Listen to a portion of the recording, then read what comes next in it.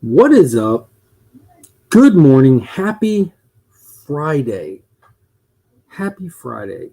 And it is a happy Friday. A lot of good stuff going on, a lot of good stuff to talk about. I'm going to get into it today. I'm going to get into a lot today. Let's go.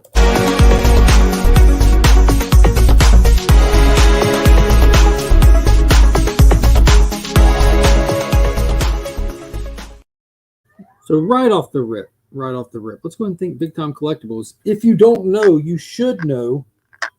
Starting today, this afternoon, they'll be dropping their annual Miko mystery box. Check them out on social media. You can get a preview of some of the stuff that's in there. There's two different boxes that they'll be dropping: a blue label box for $99.99 and a yellow label box for $149.99. A lot of remarks in the yellow box. A lot of remarks in there. I picked up the last one that they did. It was phenomenal. I'm not 100% sure if I'll be diving onto this one or not. It's just that time of the year. Been doing some other stuff with funds, so I'm not sure what I'll be doing. But that's a banger of a deal. Their mystery boxes always are like a massive deal. Also, if you need anything cleaned or pressed, hit up Justin over on Instagram. Let him know you found him via the channel. Take advantage of any special offers that he's running. You can find his link in the description below. And also a huge shout out to all the Legionnaires. I appreciate each and every one of y'all that voted for the CBC Awards, the Comic Book Community Awards. Legion of Comics are the finalists in 5 unique categories, as well as part of the crew or team or co-host and a lot of other ones. There's a lot of fantastic channels that are in the finalists. Be sure to go over there to cbcawards.org and vote. Brian LCS, who puts it on, is a great guy, trying to spread the awareness, spread the news, and it's a great way to find some new channels and enjoy a fun sketch comedy award show type thing at the end. You don't have to vote for me, but go vote for somebody. Go find some new channels, all that good stuff. And also be sure to follow the Comics Curing Cancer Instagram page. If you don't know, there is an Instagram page for C3, so you can keep up with all things C3. And I'm slacking on it right now, but I'll get back to a regular posting routine over there. It's a lot to manage, so many social media things, but the Unnatural Order Comics Curing Cancer exclusive that was donated by the Comic Mint and artist Matt Wilson will have a select number of copies going back up for sale. If you missed out on it, this will be your chance. They're only $20 plus shipping, and they'll be available on the bigcartel.com website. And we'll post on the C3 page when those are available. I'm sure we'll spread it all through the community when we get them all in hand and counted and sorted and all that. We get them up there. So, yeah. I haven't read the book yet. I have like an A cover, but I heard it's good. Let's use in the chat, say hey to some people. Good morning to Raider Nation 87. Got a channel member. Hey, it's a great time to be a channel member. I'm sure some of you already know. Most of you should know, but it is a great time to be a channel member. Pops Attic is in the chat. What's going on, big guy? How are you this morning? Miss So, hello. Always good to see you. You already know. Brother John's Comics is in the building. What's good, brothers and sisters? Yo, Mark, I enjoyed Monarch way more than I thought I would. I'm in for the ride, absolutely. Definitely going to be doing a little spoiler-free talk for that because it's not even supposed to be released yet, and it got dropped early last night, the first 2 episodes. And I'm with you, John. I'm definitely with you. Good morning to Warlord. How are you doing today? Hope you're doing well. Hope you're doing good. Juan C., hello. Good morning to you. My main man with pots and pans, X11 Bravo, is in the building. What is going on, brother? How are you doing today? Norin Rad 82, what it do? Throwing those custom emojis. You get access to those custom emojis and more with channel membership of any tier. Those things are super fun. I definitely can put more in there because like the amount of channel emojis that you get is based off the number of channel members you have. I don't think I've added any in a while, but there's a lot in there. I need to put some more in there, though. Collecting with Durs, another channel member, heading to work, but dropping that much heart, Legion. Heck yeah, Durs. I hope you have a phenomenal day at work. I know you're looking forward to this afternoon. We were talking last night briefly. You planning on watching that Monarch Legacy of Monsters. Let me pull this up on my phone. Turn that down. Bump. So I can watch how these things get hit. So we got Beckerman gifting 10 Legion of Comics memberships. Big shout out and thank you to Beckerman. Longtime supporter, that Beckerman, one of my goodest friends in the community. And it doesn't show me on the StreamYard end, but it looks like Tate Prime was gifted a membership. David Reese was gifted one of the memberships. So there's a lot of them floating out. There's not that many people in the chat yet this morning, but as people roll in, that's going to be hitting. So if you're one of the people that received one of those gifted memberships, hit me up if you're interested and you've never gotten a new members welcome packet. A lot of stickers and all kinds of fun stuff, cool stuff to go around. And if you're interested in getting in on the big action, the channel member stuff, this right here, you would be eligible by upgrading your membership at any point in time before that kicks off. And we'll talk about that a little bit later as well. Good morning, Dell of Suspense. How are you today? How are you today? I hope you're doing good. Shout out to Dale. Shout out to the ferret. Fantastic to see other people aware of the ferret. Some of these characters that are out there are just bizarre. And some of them, they might have made sense at their time. Some sense, more sense than they do now. And the ferret is one that I didn't think that more people than myself, and because of Pops, even knew existed. The lurkers come out now. Yeah, they ain't nothing wrong with lurkers. Everybody's appreciated. Just make sure y'all hit that thumbs up. The goat. He is a goat. I found him on top of a mountain once, just standing there. I couldn't fathom how he climbed up there. So, you know, very much like a goat. Very legendary of Beckerman. Oh, is that me? Back to back after work today. Yeah, man, it was good. Long time supporter and biggest critic. Yeah, I appreciate it. And great guy too, Mike. Yeah, Mike's all right. He's all right. The engineer is going to be in Superman Legacy. That's right. That was one of the things that was announced today. We probably can pause for the calls here in just a few minutes and take a look at one of those news pages on social media, all the announcements, just non-stop announcements coming out of the big film houses right now. So yeah, the engineer is going to be confirmed for Superman Legacy now. We got an actress, so go get your Stormwatch 28s, dust them off. If you don't have one and you want one, now's the time before other people start pricing them differently. That Authority issue number 1 that came later, I'm sure that's going to start getting a little bit more momentum now that we see that the Authority is going to be seeded into the DCU right from the start, which is definitely cool. It's a wild angle to take, something I didn't see coming before they announced it, but I'm excited to see what they do with it. Esteban, my man, how are you this morning? Yeah, it's not every Friday that I'm here on time, and it's not every Friday Rob's here on time. We shall see. We shall see.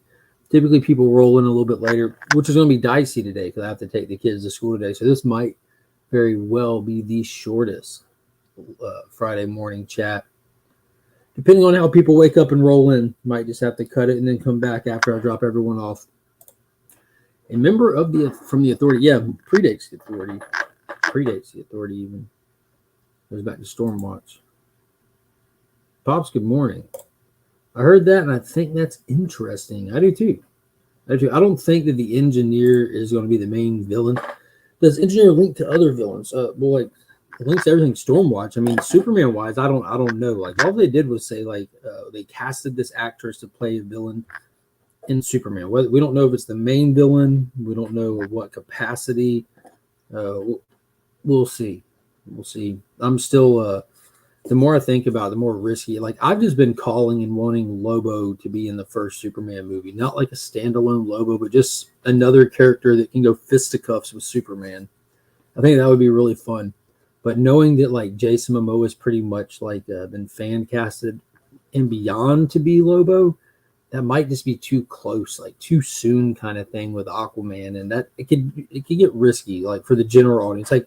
All the people that follow these movies and follow these news and follow comics, it's not as difficult for us to watch these actors shift gears into different roles and understand that, oh, we're starting over from scratch. But you got to win with like the people who don't put in as much time and energy as we do as well, that just enjoy these characters, that like love Superman or and like have never heard of Lobo. You have to be able to like make it enjoyable for them too, without them having to go do homework to watch the movie. Like you shouldn't have to do homework to go watch a movie. I just went digging on Pop's attic in the wee hours this morning. Y'all are missing out But I'm not. You got to tell people all the time that's the place to go for can't beat prices. Could she hire low? See, now that's exactly where my mind went. Anyone can be a villain. Anyone can be a villain. It's I think like with like robot tech, like AI robots, like Ultron, like like Ultron, like just kind of looked at the world and came to his own conclusion, like this is not redeemable. Y'all got to go. It could be a thing like that. That's I don't know. Sad, I gave away those Stormwatch change or die issues. Now, like I'm pretty sure all of them. I know that all the authority stuff went up on Pop's Attic because. Well, no, I think it was all the Stormwatch stuff that we put up on Pop's Attic because I kept the Apollo Midnighter issues. Those 2 issues from their first appearance. Didn't post those, but there should be some authority stuff or Stormwatch stuff up on Pop's Attic. Link in the description. I'm not doing that well because sadly I got a Stormwatch ache while I was sleeping. It must have been something I ate yesterday. Stomach ache. I said Stormwatch ache. Hopefully I'll recover because I'm going to a concert tonight. You can do it. I believe in you. Gene Malo, what is going on? Good morning to you. Good morning to you. Oh, I stopped checking to see where these membership gifts are going. Michael was gifted 1. JLS Comics was gifted 1. Steven Spock was gifted 1. Hulk Collector 82. Miss So, Comic Journey. El Green Machine. See a couple people who've been previous members have got hit with the gift. So welcome back. Welcome back. Good morning, Mike. How are you doing today? Hope you're having a glorious one. Tyler Kirkman said he wanted Superman. The one that started Marvel Zombies. To be the one that started Marvel Zombies, but Marvel changed it to the Sentry. Kirkman leaked actor playing Sentry last night. Yeah, that was on David Hitch while he was drawing Omni-Man. Yeah, so Stephen Yeun, the actor from The Walking Dead and who plays Invincible, called Kirkman the day that he did the fitting for the Sentry costume and revealed to him that looks like I'm playing superheroes now and only ones that wear yellow and blue. So last night, I guess that's like some kind of soft confirmation. Who knows how long ago it was or if that's the direction that they're still going. I'd like to see the Sentry. Bob's a really cool character, and I like the whole angle with the void and everything, but that was hilarious watching Kirkman's reaction to it. He's like, I don't know if I'm supposed to say this or not, or NDA stuff, but I don't care. I don't work for Marvel. Meanwhile, Steven's probably getting fired for that before he ever takes flight. Pretty sure the change or die issues got claimed this morning. Nice. Nice. The Authority DC version of the boys. Yeah, pretty much. Pretty much. That's it in a nutshell. But definitely not quite as far as Garth Ennis took it. There's a lot of cool characters in the Authority, and all of them are pretty much analogs for other characters that already exist, but it's still fun, which in my opinion kind of makes it weird, like trying to fold it in so heavily and so close to DC stuff, which they exist in DC now since Jim Lee came over, but I think that's why they're always kind of kept it like in the outfield, because like Midnighter's just Batman, Apollo's just Superman. I like how in the modern stuff they made it where like Apollo like idolizes Superman. So is the Authority or Stormwatch and All-Star Superman. The book, the 12-issue series, no. Negative Ghost Rider. Well, we shall see. Getting to the excitement thing. So Friday is finally here. It's the 17th. This was the big release day for the brand new Apple TV show, Monarch Legacy of Monsters. For those that don't know, which I'm sure everyone probably knows, Legendary Pictures has the distribution rights or whatever to do Godzilla in America. We've gotten Godzilla King of the Monsters, Kong, Skull Island, and then Godzilla versus Kong. This is the first kind of extension to that we're getting with a 10-episode TV series that airs on Apple TV. So I actually got an Apple TV account. I'm a diehard Samsung fan. My phone is a Samsung. My TV is a Samsung. So I ran into some problems trying to download it. I couldn't get it on my phone. Couldn't figure it out. Maybe I have to like sideload it or something. But I was able just to put it on my TV, and I didn't find out till last night because I was waiting to activate the Apple account till like the day of kind of thing. And when I activated it, it gave me 3 months free. So they're doing a 3-month free trial period. So if you're curious about the Monarch Legacy of Monsters show, that should get you that will most certainly get you through the entirety of the show. So you can watch all 10 episodes for absolutely free and enjoy the other stuff on that platform. I dove into Ted Lasso right after Godzilla this morning. It's fantastic. But the Godzilla show is very unique. It was absolutely awesome. If you haven't seen the trailer, what they're doing is something that I haven't seen done before, where you have a dual story being told, like in flashback sequences and in semi-modern time.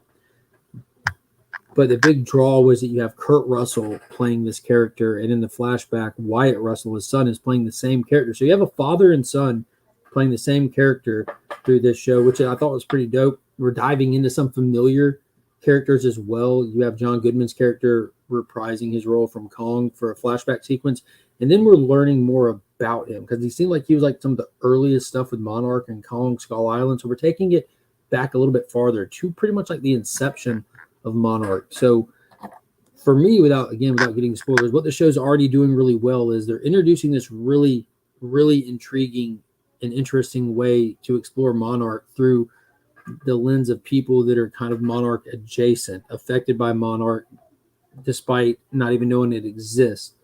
And we've gotten like multiple Titans just in the first 2 episodes, so you're kind of getting a good balance of people to Titans. So it's definitely off to a good start. Some of the CGI in it is absolutely bonkers. It look in a good way. It's definitely very high quality. It made me think, I wonder if Apple is actually like producing these things, or if they're just like buying, like reserving them. Like they're making this. Well, can we pay you enough money to release it on our platform only? So I don't know. Kenny B, what is going on? Hope you're doing good this morning. Superman Legacy. I think you're answering Mike. Yeah, Superman Legacy. So how does that figure into Superman Legacy? Kind of lost. Well, the Authority. The last time you see the Authority is in Grant Morrison. I think it was like a 6-issue miniseries called Superman and Legacy. It's Superman and the Authority, which was a prequel to Warworld. You see him kind of recruiting a team to take with him to Warworld with him, where Philip Kennedy Johnson did that saga. But yeah, they're just wherever you want them to be. Right now, you can see those characters in the brand new Outsiders book that just dropped in issue number 1 this week. I still think they will do Super Sons eventually. I'm sure, for sure. We're supposed to be getting introduced to Damian in the Batman movie later. I am almost done with Monarch. I hope not in a negative way. Like you're almost finished watching the 2 episodes or done with it. Like, yeah, it was super good. This is all reaction to casting for Superman Legacy. Someone was casted as the Engineer 2. I don't think he will get fired for that because Tom Holland still kept his job after spoiling stuff. Yeah. Well, and Steven didn't spoil it. It was Robert. Morning chat, Mark Solo. Hashtag Weirdly. What is going on, Flash Ray Video? Hope you're doing good today. The Viking is in the chat. Hey, brother. Hello, everyone in the chat. Hope everyone is having a good morning. I hope you're having a good morning, Alan. Hope you are having a good morning. But yeah, so with the Godzilla show, with the whole dualistic plot line, that's where you're kind of getting most of your monster stuff. And it's kind of like they're kind of doing like a little bit of alt history stuff, like kind of like myths, crypto zoology kind of myths and stuff. They're kind of leaning into them and attaching some really cool actual like in continuity history with it.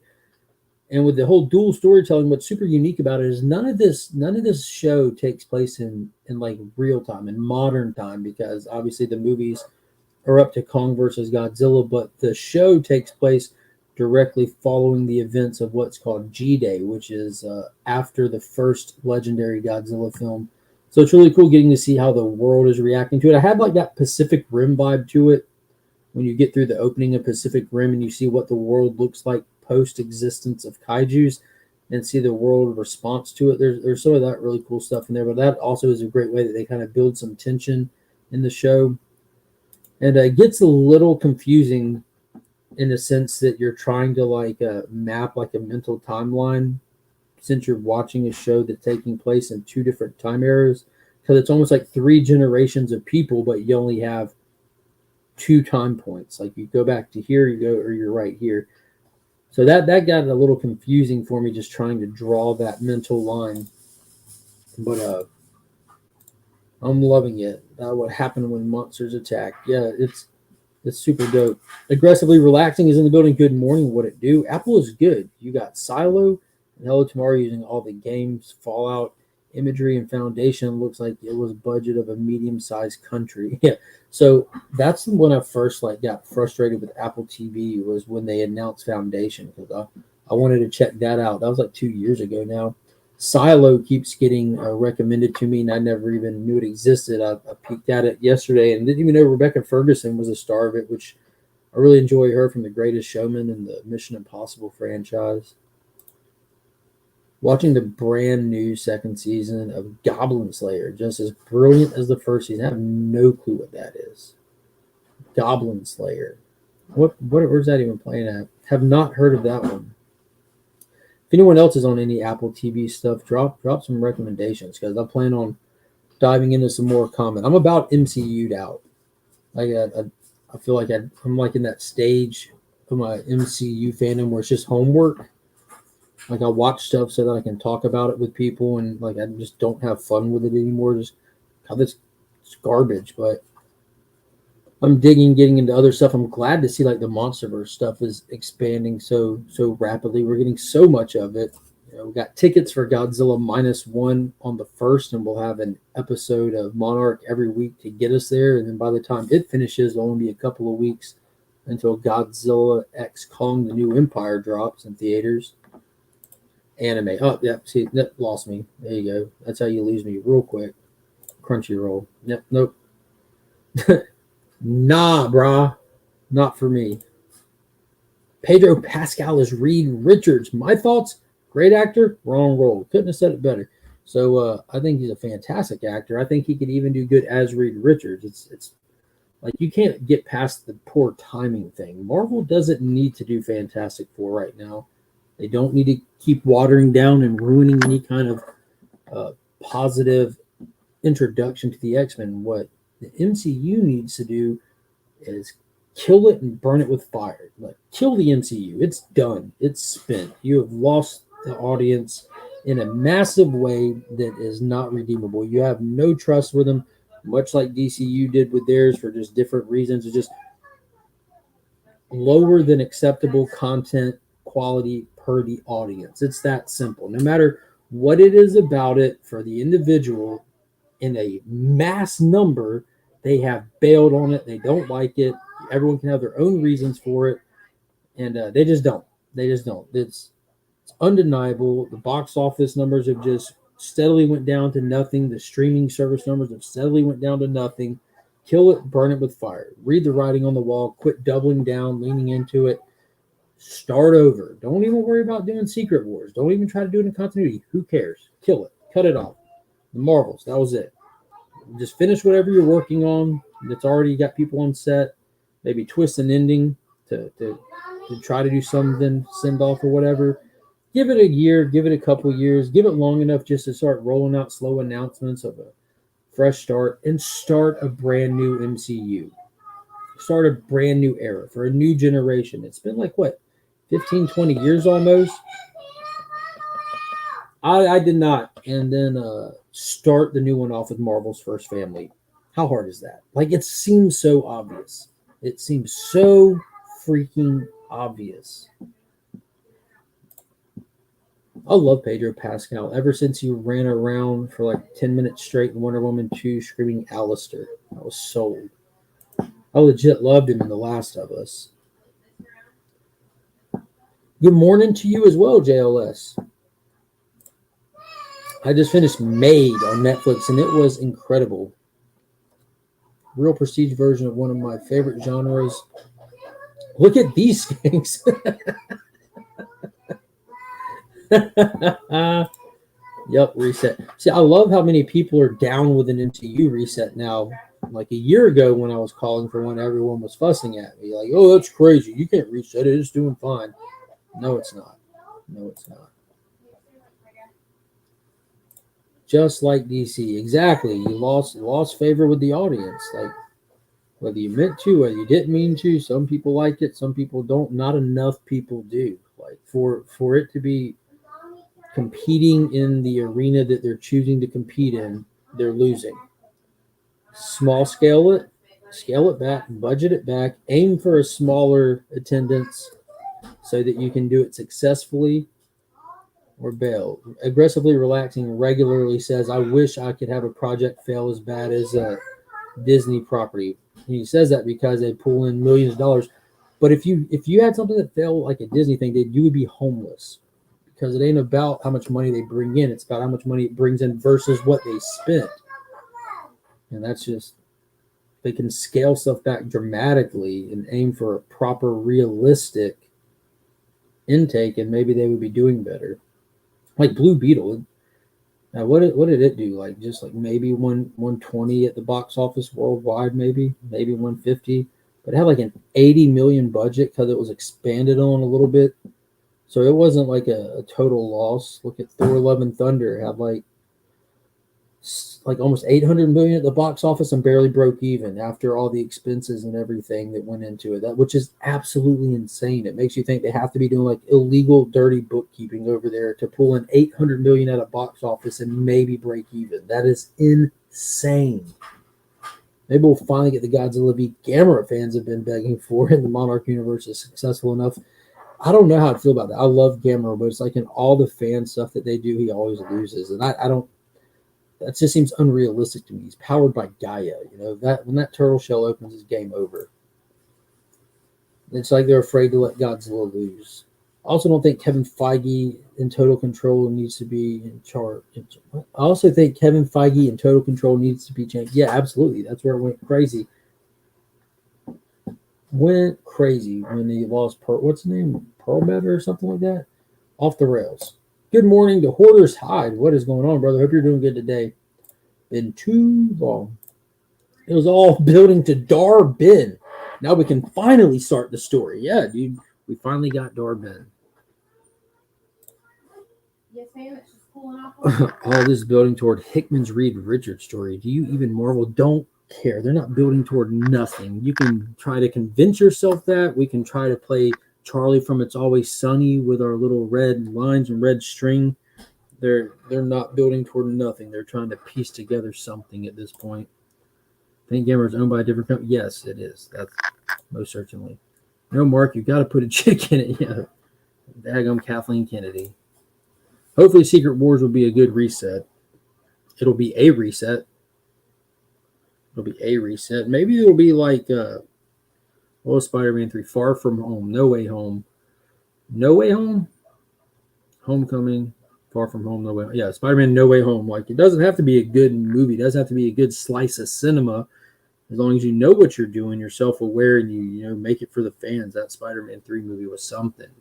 Didn't have to be good to just hit right.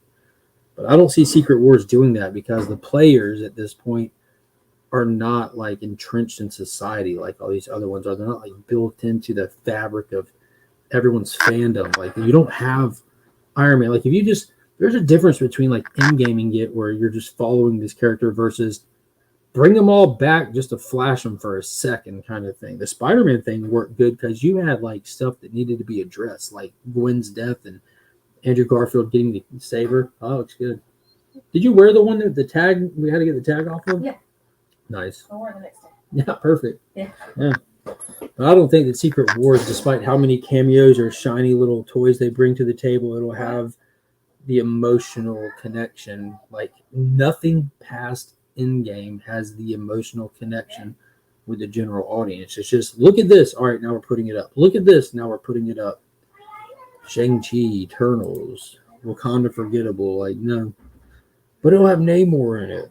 But we can bring in the Eternals. Like, whatever happened to, what was her name? Cleo at the end of Eternals. Like, when the Celestial took her away. Whatever happened with Shang-Chi when Wong came to get him about the beacon coming out. Like, none of these plot points have ever been addressed. And rushing the secret. Well, none of this doesn't even make sense at this point. To be fair, Marvel did give everyone Mr. Fantastic they wanted. Yeah, and then they brutally made him the dumbest person in the room. Like, killing him's fine, but making him the dumbest person in the room, my God. Yeah, not a fan of famous in the MCU at this point. Going, Madam Web looks horrible. Yes, it does. I cannot wait to watch it. And not even to bag on it. Like, I'm just so excited to watch. All right, so like Morbius, objectively bad, but you can have a lot of fun with it. I feel like it knows that it's like, all right, they like it's 2020. Let's make a 2006 movie. That's how Morbius felt when I watched it. I was just like chuckling at some of the parts that were so bad, but I had fun with it. I don't think that they even took it serious. There's no way that they thought what they were doing was serious. That's how I feel with Madam Web or 50 Shades of Thwip, whatever you want to call it. 50 Shades of Grey? Yeah. That girl's playing in this new, like, Sony Spider-Man. Like how you have, like, the Marvel stuff, but Sony still in Spider-Man, so you get, like, Morbius and stuff. It's called Madam Web, so it's going to be introducing, like, 57 different Spider-Women, and she's, like, their pimp or their madam. That's, like, a terrible way to describe it, but if you watch the trailer, you'd understand. They're all connected via her. And so it's like 50 Shades of Thwip. She's been through it before. She can handle it. Can Doctor Strange just play a reverse Uno card? That'd be dope. Maybe he should play like the delete card. Kids are finishing breakfast. They'll be ready to go. Well, Bags are ready to roll. I'll be ready to drive them. What they spent, the only part of movie making not going back into shell companies at WB Disney is insurance. Otherwise, they are renting the IMAX cameras to themselves and getting tax breaks on it. They're losing their ass on this stuff. You don't have to even look at like their budget versus their like box office gross. Just wait on their quarterly reports to come out. They report these losses themselves, and people are quick to jump on these box office numbers, hit or miss, but you just wait on these reports to come out. Like, and if you want like the best news for like even the comic companies, go to the business magazines. Like, they're having interviews with these CEOs often and talking about stuff and breaking down their quarterly reports and everything. And that's where you see what actually hits or misses. Ant-Man 3 was devastating to them. The Little Mermaid wasted their time and they lost a little bit of money despite the decent show up to it. Thor was the biggest wake-up call to them. Like, I don't know. I think that they're doing dirty bookkeeping. Every movie MCU makes has to be centered around the multiverse now. They can't even do other plots because they stuck in a corner. Marvel's wasn't. I mean, they did that little post-credit thing, but I don't know. Ant-Man wasn't. It was just Quantumanium, right? Jared Leto scaled the Empire State Building a few days ago. I can see that. I can see that. All these Sony movies are so bad. They need to give up the license. They're never giving up the license. You have the license to Spider-Man. You don't give that up. No way. No amount of money will ever make giving that license up make sense. You just keep making bad movies and enjoy it. But yeah, they do. They are bad. They are. Sony hasn't made good Spider-Man movies since their original trilogy. Well, I like The Amazing Spider-Man, the first one with the lizard. I liked it a lot. Liked it a whole lot. Watch some of that live, Aaron. The movie The Creator might change a lot of future movies. It was shot on an $800 camera, and it looks as good as big budget films. Yeah, and its budget was under $100 million, and it looks insane. And that's what I don't get, man. Like, I don't get it at all. Because you have movies like that, and we talked about that when it came out. How that movie with that budget, original concept, original idea for that movie, like an $85 million budget or something like that. And it looks like who is it that made like District 8, Elysium? God, what is that guy's name? But his movies have some of like the most realistic looking visual effects, like outside of like James Cameron stuff. Like, maybe he's using Wetawork. I know Wetawork is the house that does the Cameron stuff, but yeah, it's insane how good that stuff looks compared to the cartoon mumbo jumbo we get when they drop $200+ million in them. I like the premise of Madam Web movie. They got Adam Scott playing Peter Parker somehow. Is that Peter Parker? And I like Adam Scott ever since like the Party Down days on Showtime. I can't wait for Sony Superheroes Legacy box set. Yeah, right. And I enjoyed all those early Marvel movies. I enjoyed them a lot. Like the early modern Marvel movies. They've been pumping stuff out forever. But anybody see The Creator? There it is. Thank you, Neil Blomkamp. I have not watched it yet, but it reminds me aesthetically of a Neil Blomkamp movie. I was expecting Chappie just to walk up out of nowhere, which was a great movie. I love Chappie. That was so good. I think he's like a South African director, so a lot of his stuff like centralizes around South Africa, which is also pretty dope. I think Amazing Spider-Man 2 was the last Sony Marvel I liked. I don't know what happened to them after that because Venom was awful. I'll tell you what happened is the MCU happened. They started having themselves to compete with in this weird little way. But yeah, I don't enjoy the Tom Holland ones. I like that third one for the fan service stuff, but it just doesn't feel like Spider-Man to me at all. Not my jam. Not my jam. It would be funny if we find out Marvel is purposefully sucking to make Sony want to give back the license, like they do with the comics. That's what they did with X-Men and Fantastic Four when they didn't have the license. They tanked the comics. They didn't want people to be involved or be excited for those franchises at all until they could have it back. Yeah, Party Down was great. Yeah, I love it. Absolutely love that show. I've watched season 1 and 2 more times than I can count. And I think it was like late last year they had a season 3 drop. Like they got the gang back together. Ken Marino is hilarious in that show. Station, what is going on? Hope you're doing good today. We got Nerdtastic News. I think it's Manny's new account. He changes his name so much it's hard to keep up. The superhero movie that has been in the rumors for years, what I really want to see is Spawn. Yeah, that's been in a rumor since before the first movie came out and never stops. Never stops. I think they have like Jamie Foxx attached to it. And seeing Jamie Foxx these days is scary. Apparently he had gotten sick or something, and now he looks so different than he used to. I hope he's okay. I hope his health is coming back and everything. What is going on, Canadian survivalists? Hope you're doing good this morning. Let's see. It's thrilling the whole time, but story lacked depth, especially for a sci-fi. Yeah, they typically like go hard on sci-fi stuff. That's what I enjoy about so much sci-fi stuff is just how much fun you get to have. Like you kind of, I just find myself getting sucked into sci-fi films really heavily if they're done well, where they're not sitting there like spoon feeding you this world, this universe. Like I like how Dennis V's most recent Dune movie, like that's a perfect example of like sci-fi done flawlessly. Like nothing about that movie is explaining like the dynamics of these societies or these worlds or anything like that. You're just having to just watch them just act like the characters in the movie and the story is treated like nobody's watching it. They're just living their lives, going about their day. And it's up to you, the viewer, to pay attention, to be invested, and to watch, to pick up on everything. And that's one of the most enjoyable parts for me is just getting lost in those universes. What up, bro? What's happening, man? Nothing much. You seen The Creator? I have not. Neither have I. What were you about to say there? So lonely. I was saying you just look so lonely here by yourself. I just decided to jump on for a minute. Nice. You were holding it down well, so. It's like doing the Tuesday show. I always love just talking with the chat. As long as the chat feels like talking. They completely stopped producing Fantastic Four during that phase. Marvel shot themselves in the foot.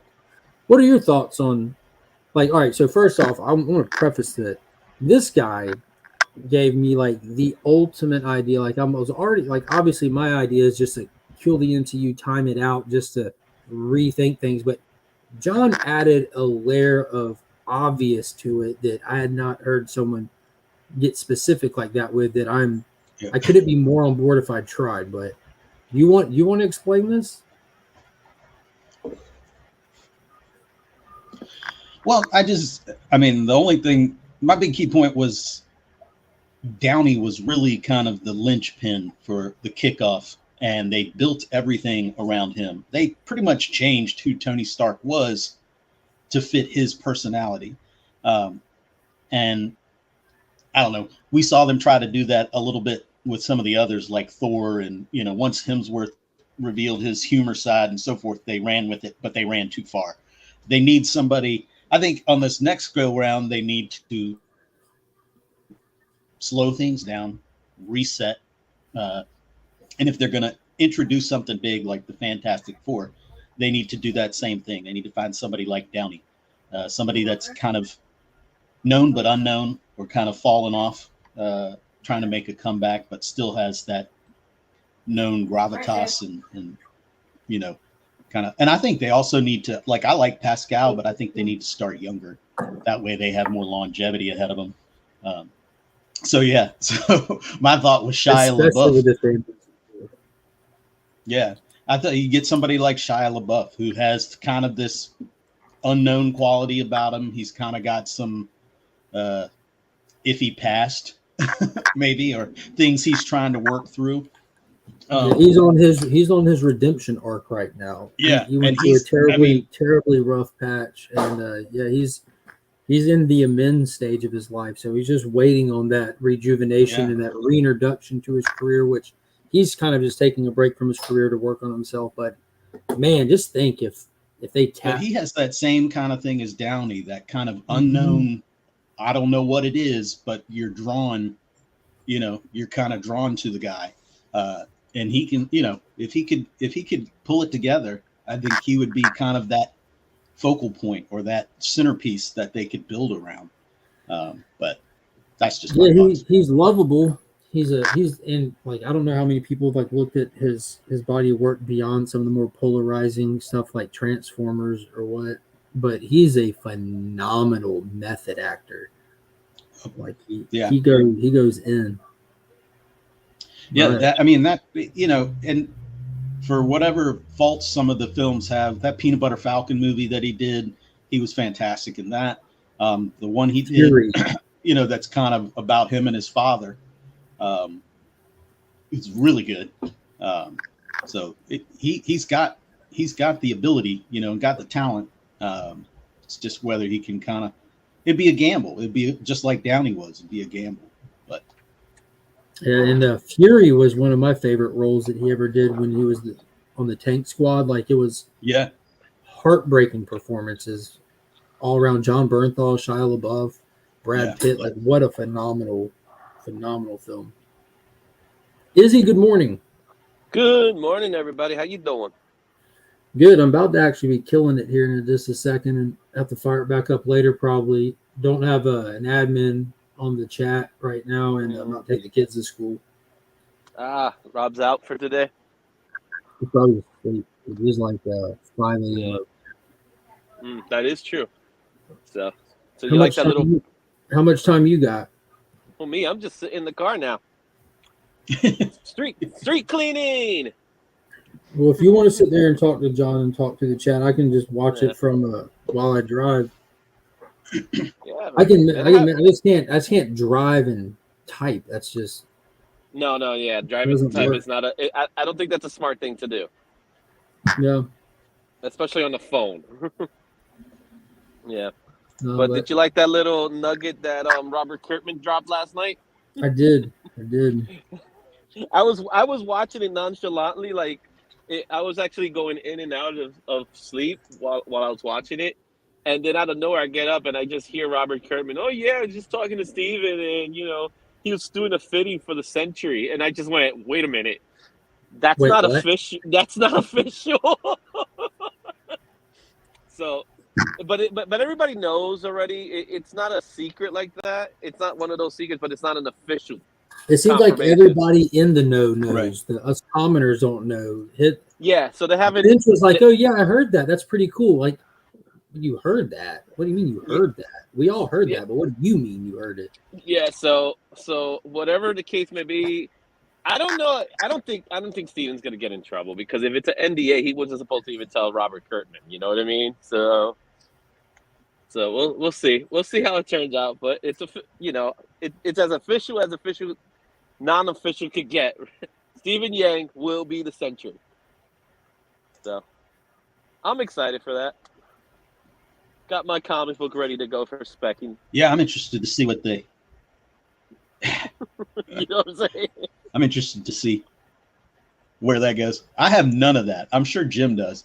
I have none of that though. Any of that later Avengers stuff or Marvel stuff that he was in. Yeah. So I have. But I'm sure Jim has all of it. I have the Sentry comic book. I have some of the tie-ins. I have the Wizard comic book where they revealed that information. So the Sentry is one of those weird characters where they played off that he was a character that they forgot. It was an unknown character that Stan Lee created before Fantastic Four, and they played this whole game that this character was a gold Silver Age character before Silver Age, and that was like a whole big thing when Wizard made that announcement. So it was all part of this little work that they were doing. We call, like in wrestling, it's a work that they did to us, saying, "Hey, this is a character that we forgot about." And in the reality of it is, it was just meant to be a storyline. So I don't know what their plans on, but apparently in that poster of the Thunderbolts now, if you look at the back of the poster, there's this hand. That hand is the Sentry now. Supposed to be oh wow. Yeah. So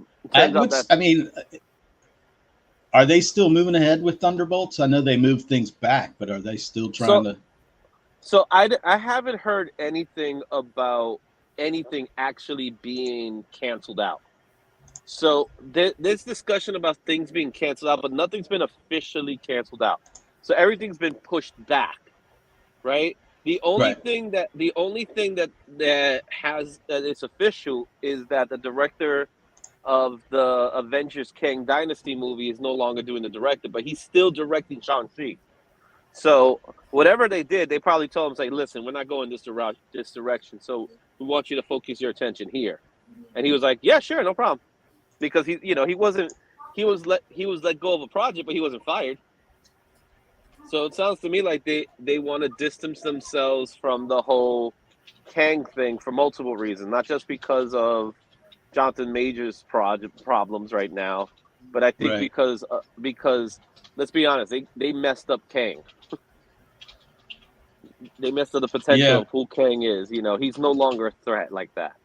So if Ant-Man can beat him, if they wanted to stick with that storyline, they really would have to recast and rebuild and come back with like some kind of ultimate, like a different Kang, so to speak, that gives it the threat that they because he doesn't feel like a threat anymore. Because Loki took care of him, Ant-Man took care of him. The only thing we never seen is what's the Council of Kang supposed to look like. Like we see that one clip in Quantumanium, and that's it. So but they've done things like that before where they drop stuff. Hey, look who's here, Rob. What's going on, my man? Robbie. 5:20 in the morning, right on time. Good morning, my friend. That will come out. Some days, these days, your alarm goes off at 4:00 in the morning, and you just don't get out of bed before you fall back to sleep. I know that. I know that feeling all too well, man. I did that yesterday. Yep, been there. Izzy, I was going to say, nice. I enjoyed the 10-1-1 the other night. It was fun, man. It was fun, and you had some nice books you presented there. It was nice to hear about all that. Oh, check out Spider-Fin. That's right. Yeah, Spider-Fin. Or is that Ezekiel? There she is. Hello. I'm running the kids to school. All right, brother. All right. So, Arrived just in time. Yeah, man. We saved the day, man. Yeah. So, the 10-1-1 was fun, man. I was that day. I knew some of the books I wanted to bring, but I didn't want to bring repeats from the previous one, so the usual suspects from a couple of months ago. So that's the thing. I didn't want to bring repeats. So I wanted to bring something that was different that we haven't talked about. So I actually went back to to the old video, watched it again just to see what we talked about because I hate repeating myself in certain things. Right. So thankfully, didn't have to. Because Pete and Repeat got in a boat. Pete fell out. Who's still there? Repeat. Jim.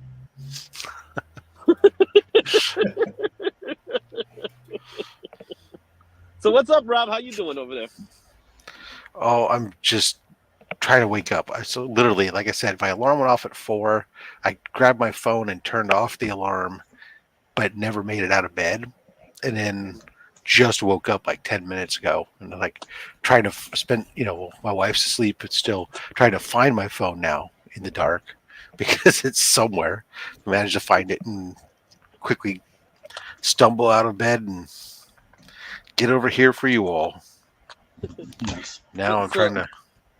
So is your wife like mine, where the minute you turn on the light, she's the beast? Like No. my wife is like, you do not disturb her sleeping in any way you can, or else you are in trouble. That's my wife. No, I try not to disturb her though. So I wasn't turning on the bedroom light. So I was just kind of like feeling in the dark, and she's like, made enough noise that she kind of stirred a little bit. She goes, "Hey," she's like, "If you need to turn the light on, go ahead." And I'm like, "Oh no, I'm good." I just found it, and it was like, all right. Yeah. Usually I can get up and I can go over to the bathroom. I can turn the bathroom light on, and then enough light creeps out into the room that I can see anything I need to see. But I also on Thursday night I stage things. It's like everything is all my clothes are staged, so that way I can grab it and as I walk into the bathroom, so I don't disturb her. Mm-hmm. No. We have a routine in that we all need to be up at the same time to get the kid ready for school and get ourselves ready and get out to work now that we're all having to go back into the office on most days. And so we have a routine where I get up and then I try to wake her up and she kind of brushes me off. And so I go do some stuff and then I come back about 10 minutes later and I try to get her up again. And she, moans and says, "Go away." And repeat that one more time. And then she gets up and fusses at me that I didn't get her up. And now she doesn't have enough time. I'm like, we do this every day. This is like clockwork now. I know that you're not going to get up. And then you're going to fuss at me for not getting you up. No, we're a little different right. It here. works.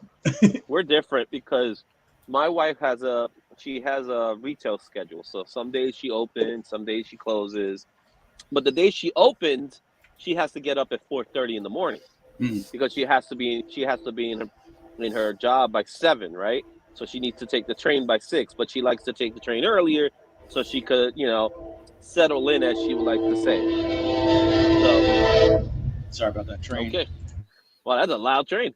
And there's a train passing right here, too. That's the funny part, as you say that. So mine's closer, I bet. No, mine's is literally like right there. But the car. Right out this window over here. It's right there. Yeah. So when she gets up at 4:30, I don't like her to go to the train station by herself, right? Because it's like a few blocks away. And you're talking about 4:30 in the morning. That's where the nutties are out, right? So I got to get up with her, walk her to the train. Once she's in the train, she's fine because, you got conductors and stuff like that. But that walk, man, I'm walking like a zombie and I come back like a zombie. And then I have to get up like maybe an hour afterwards.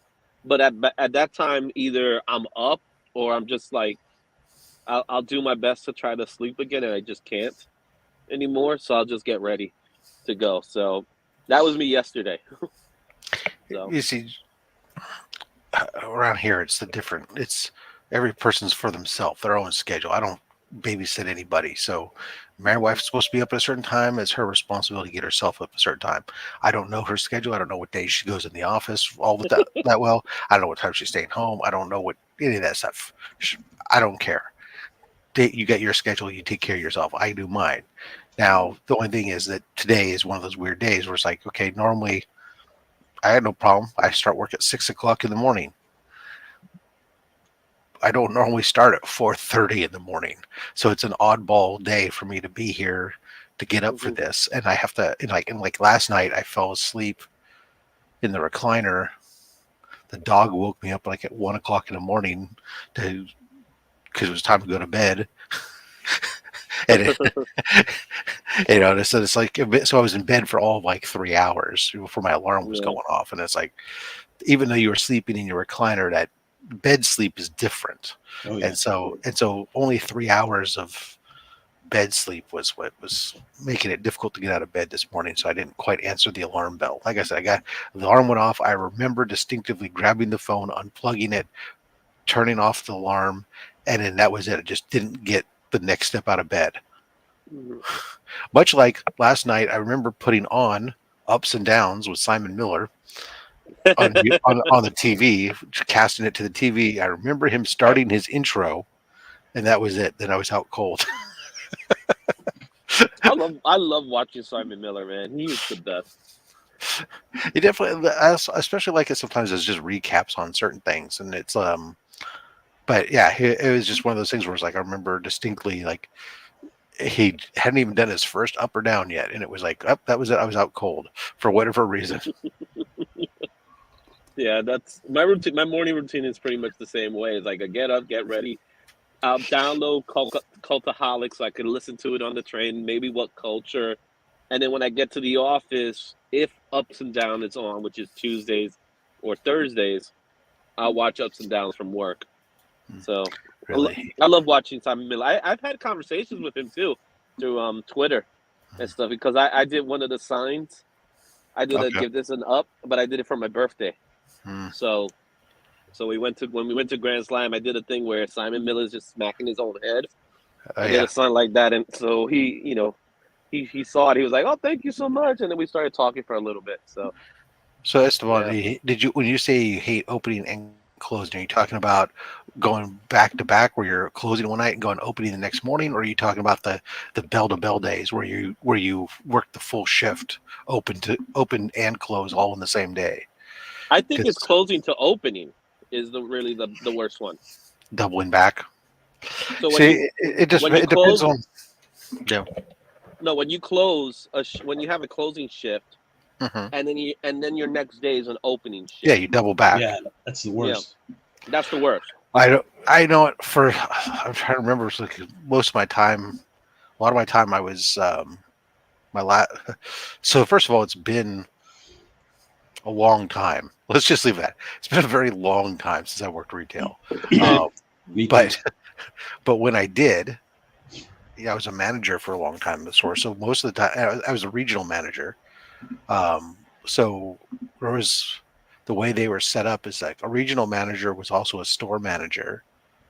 So I spent, I would work 6 days a week usually, and it was 5 days open to close, and then one day would be usually like Saturday or something would be like my short day where I would only work 8 hours, and I was touring all the other stores in the region. Mm. Yeah. It's been years. I used to work. It sucked. I was in college when I worked the last time I worked retail, but and I was like an assistant manager at this sporting goods kind of store. And they were great though. They let me I would open and then I would leave when other folks got there. I could hold things down and go to my college classes and Oh, be you at worked a school. split shift. Yeah, and then come back and be there to close, which wasn't fun, but it was nice that they let me do that. Yeah, But it made for some long days, that's for sure. no doubt. Yeah. I think the worst was there was a very short period of time before one of my last actually was my my last retail job. I was working at Lowe's, Mm. and it was it was a job I grabbed that job because I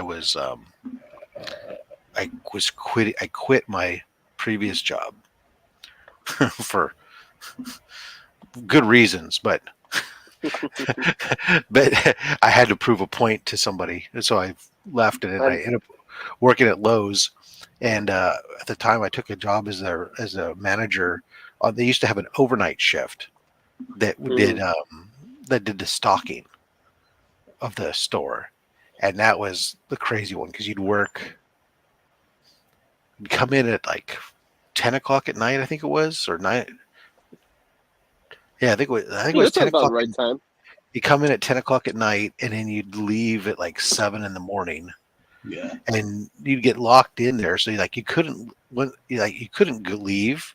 So like all your lunches and breaks had to be taken right there in the building. Yeah. You couldn't leave to go anywhere, and then until the store opened, and then it was just it was really kind of weird. Then what would suck was because it was graveyard shift stuff. So then like on the weekend when you'd be off, you're trying to like I had young kids. So you're trying to like switch your schedule, then all of a sudden to be a daytime schedule when you're on your days off, so you could spend the day with your kids, and then you're trying to again switch back to the graveyards to go back to work. It was just I just remember it was like periods of being a zombie. It was awful. Yeah, that's definitely a young man's job. Well, that's it. I Those are the can't I things can't do that kind of stuff. that's the kind of stuff you do though that those are the sacrifices you make to make sure you take care of your family, and you do things you got to do. It was like because the previous job I had, it was a fine job, but the guy basically the owner of the company decided that he wanted to change his operations, make a change to how the operations were done. It was going to means that in his mind that meant that I needed to work 7 days a week. And I told him, I said, I'm not working 7 days a week. That's insane. You can't do that. And he said, well, I don't understand why my operational cost should go up. So that means if I got to pay an assistant, that means it's going to come out of your salary.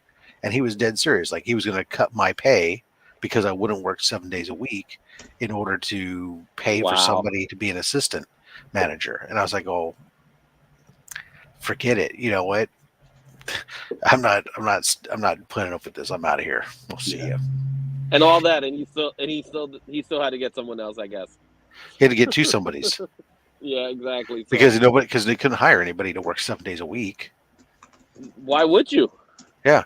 And his whole thing was because he had said, because I was there and I could be trusted, I'm the only in all of his states. I was the only one where we had a standalone warehouse and distribution facility for all the stores, and I ran that. In all the other states, he's got it attached to a store. So on the weekend, when they do deliveries, the delivery guys would just check in with a normal store manager. Well, we didn't have that, so the delivery guys, we would have to like ship all the weekend deliveries to another store or something for the store manager. It was a pain in the ass. And he was just like, oh, I don't understand why you just don't work on the weekends, so that way we can do this. Well, then what days I'm taking off? Well, Yeah. I'm going to need an assistant then. He said, well, that's your problem, not mine. Yeah. Yeah. I used to do Jim used to do that overnight deal. He worked for a grocery chain and stocking shelves, and he would go same kind of thing. He would go in at like 10, get off at like 9 in the morning or whenever in the morning. And he did that for a good while. And I just remember because he was still at home. I was younger, obviously, and he was still at home. And we would be like ships passing, we barely see each other. Right. Yeah, I never worked a graveyard shift. I only worked shifts where they would ask us, "Hey, we're gonna open up a store," and we would, we're asking for a couple of people to help us out. So those were one-offs, right? The only thing I've done these opening shifts where it's like 7 o'clock in the morning, and the nice thing about those shifts is that you are out by 3 o'clock, which was kind of like, oh, I got the whole day. But then when you get out at 3 o'clock, all you want to do is go home and sleep. So it was just one of those things, and that was talking about a long time. That was like over 20 years ago. But I was a manager when I used to work in cellular, and I remember as a manager, one of the things I purposely did not do was make people close to open the next day. I tried to make schedules that were fair. I tried to make sure people didn't go past 5 days of without a day off, because retail, they have to work it, right?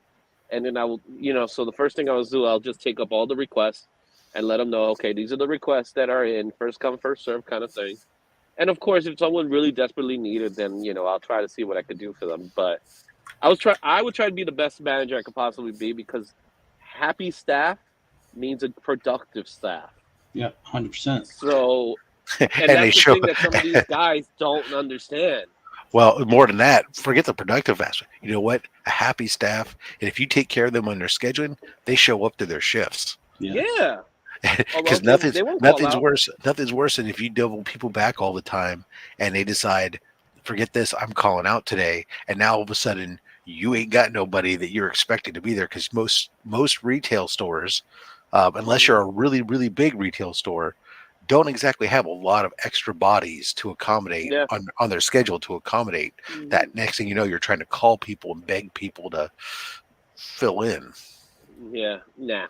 Not up for that. You know what I mean? We were big we were Wow, big 20 years doing graveyard. Bravo to you, Norrad.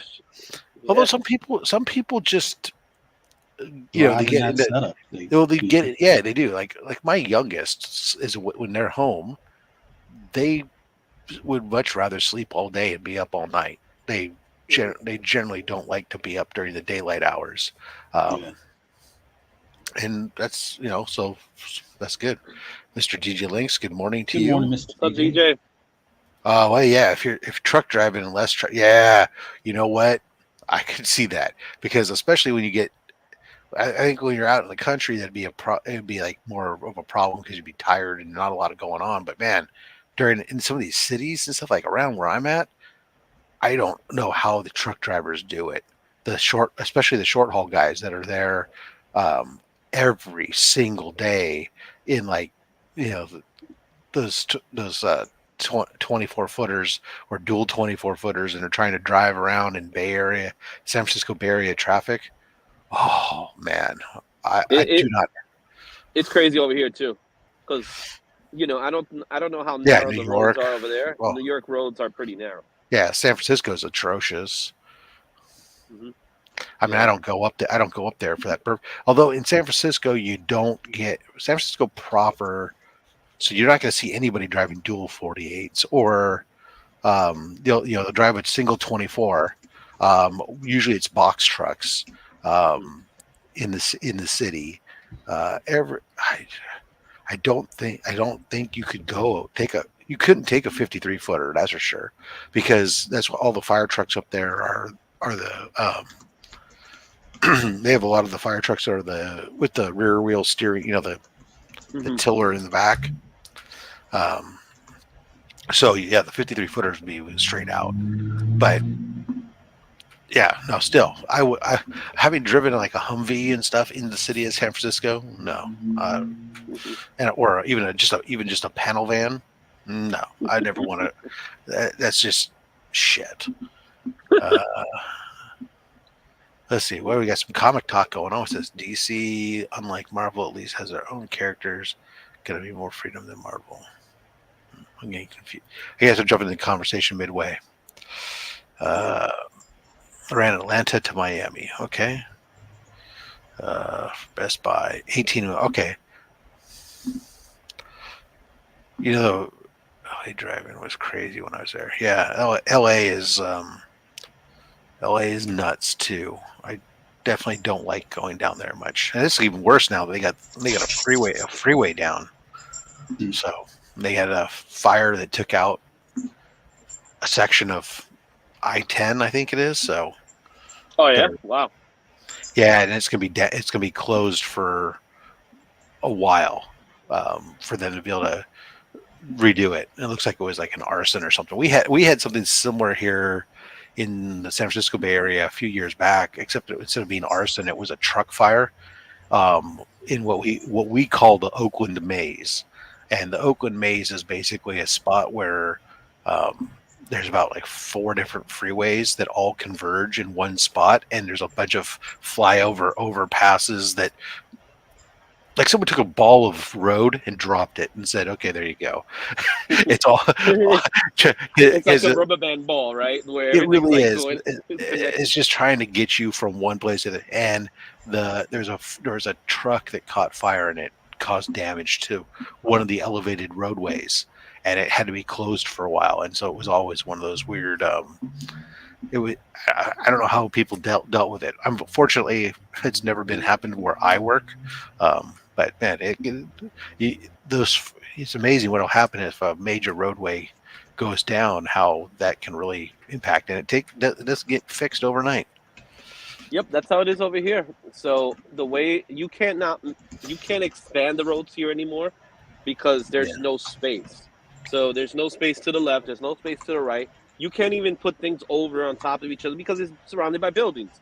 So you got like the Cross Bronx, which is the highway that's connected to the George Washington Bridge. Now, what I don't know who is the smart guy who decided let's converge 10 lanes into 8 lanes into 6 lanes into 3 lanes. So the Oh yeah. bottlenecking that happens in the George Washington Bridge is insanity.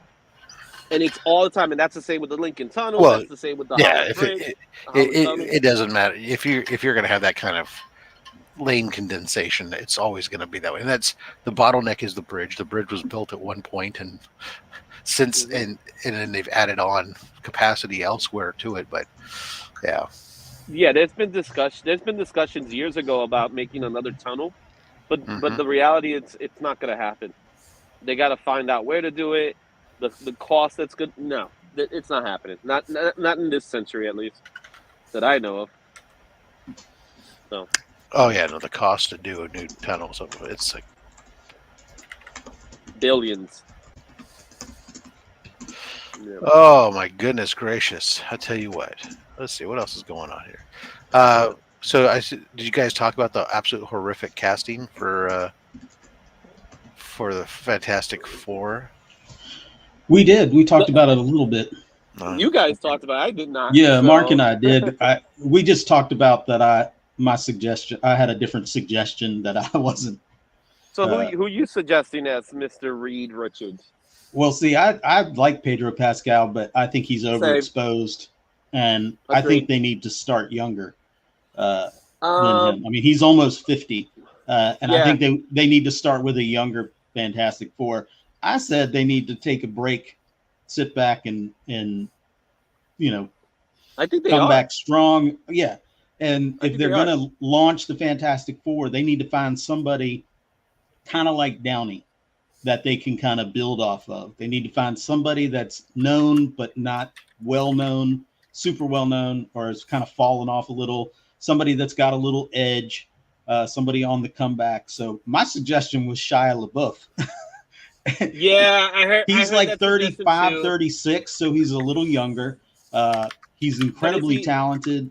is he still You know, back? Like, is he did he fix himself? Because well, from last I heard, he's working. he's still a mess. He's on the. I think he's on kind of like his redemption story right now. He's trying to make amends for things Yeah. and trying to get back. And I think if he gets through that and he's ready to work, I think he's just the kind of dynamic kind So of performer that you could build around. yeah, I Speaking like. of dynamic performers, you can build around. There There you you go. go. Chester Birch, ladies and gentlemen. We got our blue shirts ready. Sorry, I'll go change. Hang on. So my whole take on the Shia LaBeouf is I don't see him as a Reed. I don't. Really? He doesn't strike me as a Reed. I could see as much as I'm not 100% sold on Pedro Pascal as Reed, but I I'm could not sold see on it. him at all. No, I like Pedro Pascal. Personally, I like I him. don't care whether you like him or not. I don't see him as in I that don't see him as a role. Reed, but then again, he's a good actor, so I'm So okay. what? I'm okay with. You know what it is? They want for this movie. They want to throw out everything they can. So they want someone that they could get almost guarantee someone's gonna go see. So you throw in a new guy and call it fantastic. That's the big problem. Miles Teller. Remember when the first that ridiculous Fantastic Four movie came out? You got Miles Taylor playing Reed. I'm okay with that, but at the same time, the movie tanked for multiple reasons. But the reality of it is, I think what ends up happening is they want to have a cast that's already established. How about this? Established people. I don't care about who the actors are. Get me no-name actors. I don't care. Just make me a good film instead of standing up and relying on oh, I got star power. Come out and see my movie because I got some star power. How about you just actually make a goddamn good movie? I agree. But Yeah. to the casual And- person, You've I got a think franchise. okay. I understand what you're saying. I understand what you're saying about the draw. You know, having somebody that's a draw that people want to see, but people can see Pascal anywhere. You just turn on your TV or go to a movie. He's in it right now. I mean, he's just unless it's that guy. Mandalorian. So More importantly, here's the thing. When you go to do a name where you want to use a name actor to pull somebody in, it's usually on a project that doesn't have an established base audience to begin with. It's something new or something different that you're trying to, hey, let's get this name actor. He's going to help bring some people in who like this actor, and we'll have some base audience that way. When you have a franchise such as the Fantastic Four, you have a base audience established already. You don't need to have an all-star cast or a super big name person as in that role, especially if you are, unless you're going to be like the Fantastic Four have been established in this universe for 30 years now, and we're just now running into them. That, I mean, I don't know. And even still, I don't see him in that role. It's just not, and nothing I've seen him act in makes me think of Reed Richards at all. I see him more as a Doom. Like, Yeah, I like but the idea of even Adam still, I don't Driver. see. I like the idea of Adam Driver playing the role of Reed. I don't like the idea of any of these big name actors really doing it. Well, it's a cost, right? Because if you I get a big forget name the actor, then you cost. got to pay him. But you have to pay him.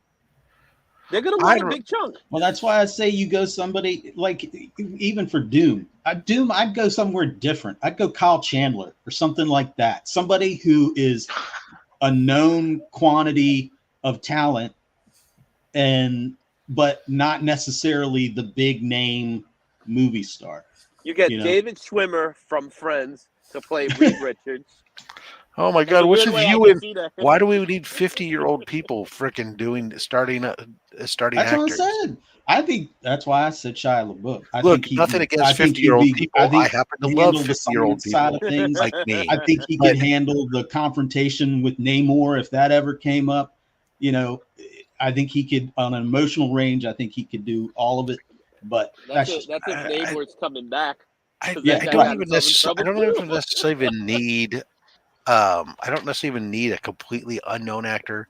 I just don't need somebody who's got a ton of baggage or is established with all kinds of other stuff. I just would like to get somebody who's maybe a younger individual, somebody who's maybe in their coming in their 30s or something that can be around a while. Shia LaBeouf, he's 35. But he's so short. He's not short. You're just thinking of Even Stevens. He's not short. He's grown up, man. Right, he's taller now because he's he's jacked. It is Reed Richards. They can always stretch him. Yeah, sure. That's true. He's gonna get taller He's gonna by get nature tall. of who the character. I can't see Shyla. Everything I've seen Shyla acting is no. I can't see. I'm sorry. I can see Shyla do something else, but I can't see him play that role. He's too comedic, and I don't think Reed should be comedic. Yeah, I felt the same way about Heath Ledger. Oh, Yeah. Heath Ledger's a Fair different point. story. Fair point. No, not necessarily. Up until then, I mean, you had Brokeback, but Knight's Tale. Yeah, Knight's Tale. Everything else had been kind of, that's what actors are, Izzy. I mean, the actors are supposed to be able to stretch. Not all actors are like that. Good ones are. Yeah, but you watch. Then you haven't watched enough of Shia's stuff. Right. I don't need to watch Peanut Butter Falcon, like said. What's the darn Wall Street tank movie? Madam Web. He was Madam Web. Madam Blaster. Wall Street. He was great. You said Madam Web. I don't. No, not Madam Web. Madam Blaster. Good point. Wall Street. He was really good in that. He was great in Fury. Fury was phenomenal. Mm-hmm. Yeah. Get Bradley Cooper. Nope. Too old. Yeah. This Too old. I don't know if you've seen Honey Boy, which is the movie he did about him and his father. It's fantastic. It's got some holes in the story, but well, he was in Holes too. He's wasn't doing he? this Padre Pio movie that's coming up, or just came out. I In think what Hulk? happened with Robert Downey Jr. I think it's an anomaly because Robert Downey Jr. was on the upcoming, right, when he was hired. And he was an actor that everybody saw already as Tony Stark because of his past, right? Because of his actual personal problems. We went, yeah, you just hired the perfect guy, the guy that actually should be Tony Stark because he already is Tony Stark in a nutshell. So that's what made Robert Downey Jr. big. Because of his addiction. They- No, there was more to Tony Stark than just his addiction. But everybody was thinking. I remember when that hiring happened, and they said no one complained about it. There was not a single person I heard that said, "Oh no." Everybody I know because of where he was coming from. Remember that was his redemption movie. That wasn't. He didn't do anything prior to that. He was problematic. What? Wait. He Okay. was So problematic. wait. Hold on. Wait. You're saying that no one complained about Robert Downey Jr. being cast as Iron Man back in 2006 or 2007? The world was a very different place back then. Well, and we I weren't know as connected people. to the internet. And Netscape Navigator chat groups said they were cool with it. AOL, man. Not on AOL. No, AOL was blowing up. Hours. Yeah, but when I'm going back to is forget that. Listen, you just said that he had really not done anything like Iron Man was. Prior to that, he was in trouble. He got had himself in issues. trouble big time. Yeah, he had issues. That is correct. But oh my God. This is LA. This is Hollywood. These are actors. They all have some type of issues. Some are public, some aren't. My point is his body of work prior to Iron Man Smith was phenomenal. You want to get someone with problems? Get Will but Smith. he had all of his trouble. He had all of his trouble, right? And then he eased back in and he took smaller parts. Scanner Darkly. Yes. Zodiac. Yes. He took ensemble smaller parts. Iron Man was the first lead. It was the first he was going to carry the movie. Favreau had to pay out of his own pocket to cover the insurance because nobody wanted to insure him as a lead actor because of his past and all he had been through. So Favreau paid that out of his own pocket, right? Smartest and man took in the the biz. chance. So it was a gamble for sure. And whether people complained or not, it was a gamble. Got paid.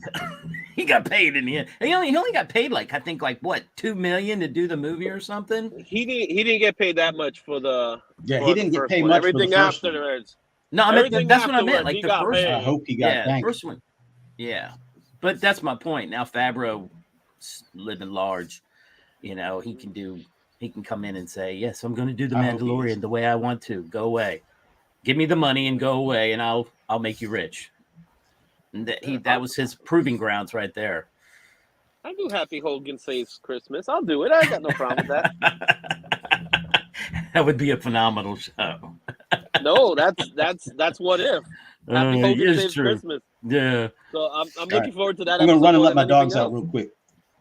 I just finished that Monarch stuff that I didn't see it yet. Man, I love it. Me personally, my being raised in the home of Godzilla, my son being a huge Godzilla fan, and I mean, it's like almost you're starting to see kind of like behind the scenes stuff. Like there's one character in it that she's, had to deal with the aftermath of Godzilla coming through San Francisco, and you're seeing a different side of it. I mean, people don't think about it. I think they're just seeing about nothing but the kaiju itself. But think about when he's going through a bridge and those cars on the bridge. You're like, hey, what happened to those people? Yeah, you get to see the aftermath now a little bit, and also Kurt Russell. I don't even have to say anything. Just say Kurt Russell. And his son, Phenomenal. right? And his son, playing right? Yeah, exactly. So Wyatt Russell, I think his name is Wyatt. I'm all in on this, man. I mean, this is I got goosebumps, and then I got -1 coming in December. My son and I are already ready to go on that. So yeah, -1 is going to be awesome. Justin, no were your ears burning last night? No, why? Ooh, man. On the 10-1-1 last night, Remy Q pulled out a Justin Birch exclusive. A Cinderella versus the Tooth Fairy from Xenoscope. Wow. That was, and he was like, and look at this. And he put it up to the camera and he was like, Birch, right there. And I was like, oh, you got something that nobody has. He's like, I'm sure. That's early Birch. Early Birch. no, Really? I did that last year, I think. Is it? Really?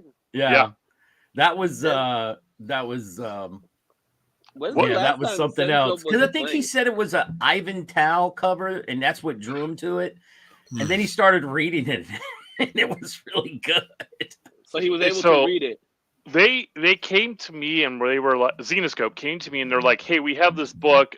We need it like, I think they came to me like on a Friday and they're like, we need it by Monday. Ooh. And I was like, okay, what's the page rate since I'm going to have to work over the weekend? And they were like, oh, it's this. And I'm like, nah, that's okay. I appreciate the offer. Hopefully we can work together down the road. And then like an hour later, they're like, okay, can you do it for this? And I was like, yes, I can. In other words, they went down, they called a few other folks and they all told them, yeah, no, see you later.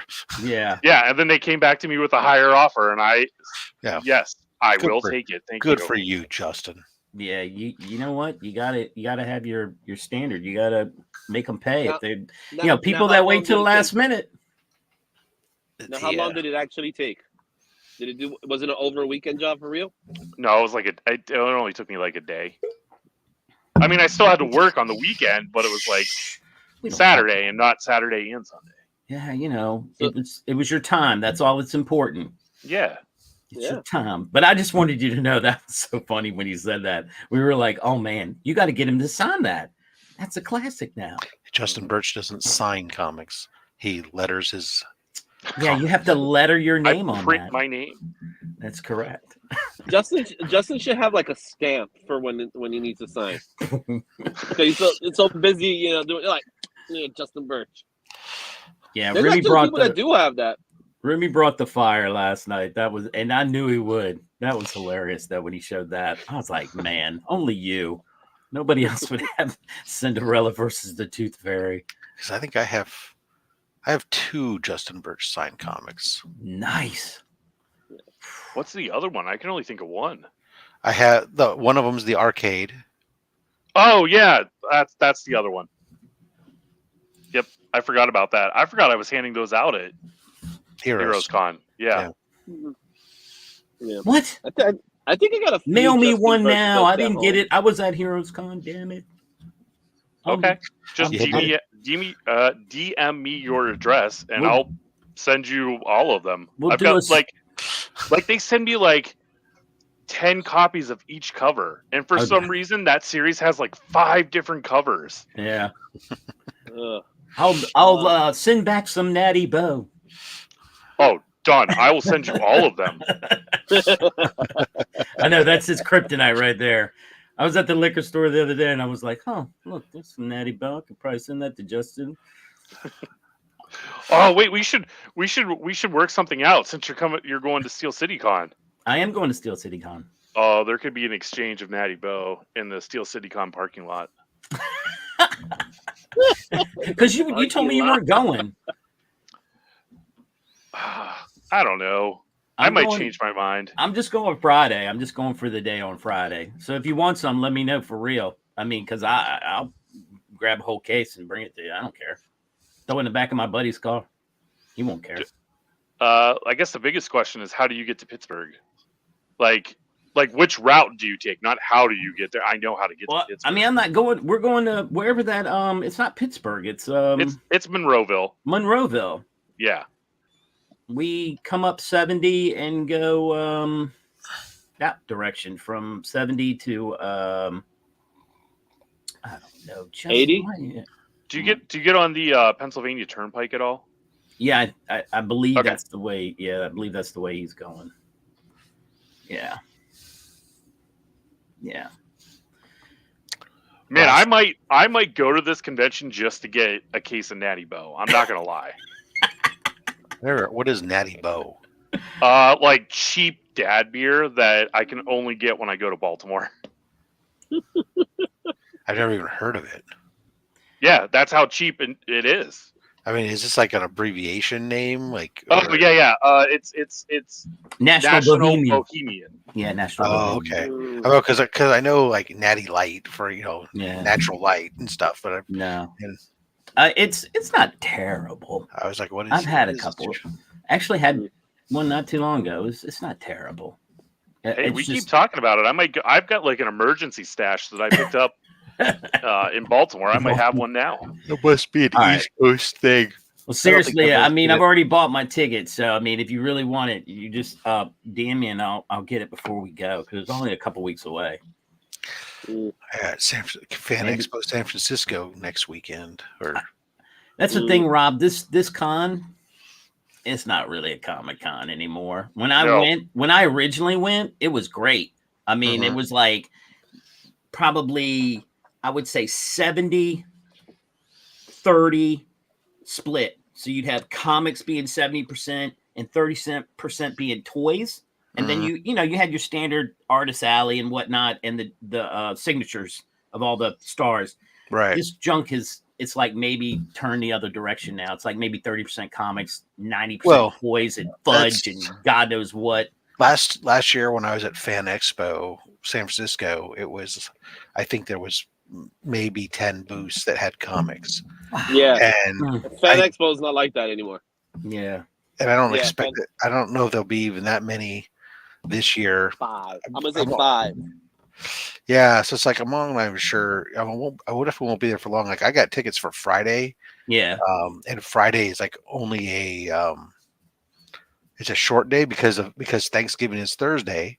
They're not loading in and out on Thursday and stuff. So Friday doesn't even start till like 4. I think it starts at 4, yeah, and it runs till 9 p.m.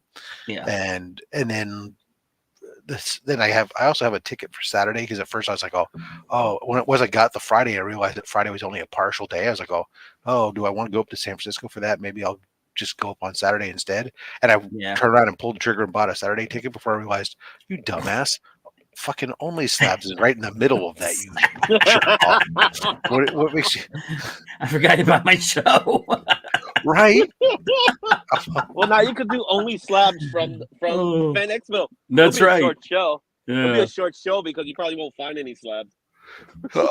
Short box will be there. That'll be so I know there'll be some slabs there if nothing else because they're based out of San Francisco, so they'll show up. But yeah, it's I'm like even like I looked at the list of celebrities that are going to be there for signings and stuff, and there's some good like artists and stuff. I'm like, but I'm just like looking at my list of stuff. I either already have stuff signed by them, or at this point, or it's like, maybe I don't care. Right. Yeah, so for Fan Expo, what I've noticed, and I've been to a few of them already this year, is it's a lot of the same people. Yeah, because they have contracts. They have a contract with them, so you see a lot of the same people. So if you've been to one, you kind of like almost been to the other. Right. The biggest one I think they have is MegaCon because they don't even call it Fan Expo, but it's Fan Expo, which is the one in Florida in Orlando, which is good because you got CGC there. You definitely got people there. It's easy to get to. Yeah. And that's happening the first week of February. Look, it's really simple. If I was a super fanboy person, and I'm not a like, I got to meet this celebrity guy. But if I was one of those people who like was super into fandom and had to meet the actors and everything else, and then was willing to pay a crap ton of money, then for my geekdom of Star Wars and Battlestar Galactica, this one got just a billion freaking actors that I could go crazy over. But Right. I care not Yeah. Especially, and I care even less at the prices that they want for celebrity I photo just- ops and yeah. Like stuff. 300, right? It's like 300, something like that. Depends. It depends on the actor, but yeah. but like Mark Hamill's like stupid high, and of course, you know, um, So what would you get Mark Hamill to sign? Would you go Star Wars or would you go Joker? it would probably definitely be Star Wars for me. Wow. Really? Hmm. Well, Yeah. That makes sense. I Yeah, mean, no, I understand. for me, I mean, I understand Yeah. there's people who would sit there and want to go Joker, but for me, it'd be Star Wars. You know what's Or get funny? Chucky. We were Get well- Chucky. nah. When we were checking out from the hotel last weekend, this girl actually had a The Joker Guyver. tattoo. There you go. Yeah, Corvette the Summer. Give me a copy of Corvette Summer signed. She had the Joker tattoo on, and I was like, "Oh, are you a comic book fan?" She goes, "Oh no, I'm a Joker fan," and I think that Mark Hamill is like that was the whole reason why she loved it because of Mark Hamill, and he did it, and I was like, "Wow, okay." But yeah, no, I mean, Steel City Con has everybody. Giancarlo Esposito, but you know, he's a Star Wars person. But they also have John Cleese. I think last show they had Mike Tyson. Yeah, that would be fun. Can you get him to bite your ear? You know, they got Sam Raimi, and Ted Raimi. They got, I mean, they have a lot of strange stuff too. Who's the wrestler? They usually have at least one or two wrestlers. I don't know him, but Kurt Angle. He's local. He's from he's from Pittsburgh, so like he probably just wakes up and drives down the street. Gotcha. I don't know. They probably gave him a sweet little contract. They say, "Hey, you want to go do this show? It's local. You don't have to worry about this. You don't have to worry about that. We take care of everything." Right. They just have a lot of like, I don't know. They have like Pam Grier, John Carroll Lynch, Raymond Cruz. These are all that have been on TV and whatnot. So we're going for the Min Na. We're just going for that reason. He wants to get her to sign something because, like you said, Rob, he's a Star Wars guy, and he wants all these signatures. And I think he has something. I don't know. I guess Mandalorian he wants to get signed. That's the only reason why I'm going is just to hang out with my buddy, and I might pick up a couple of books, but I'm not expecting a whole lot. Now I may be delivering some beer to Justin.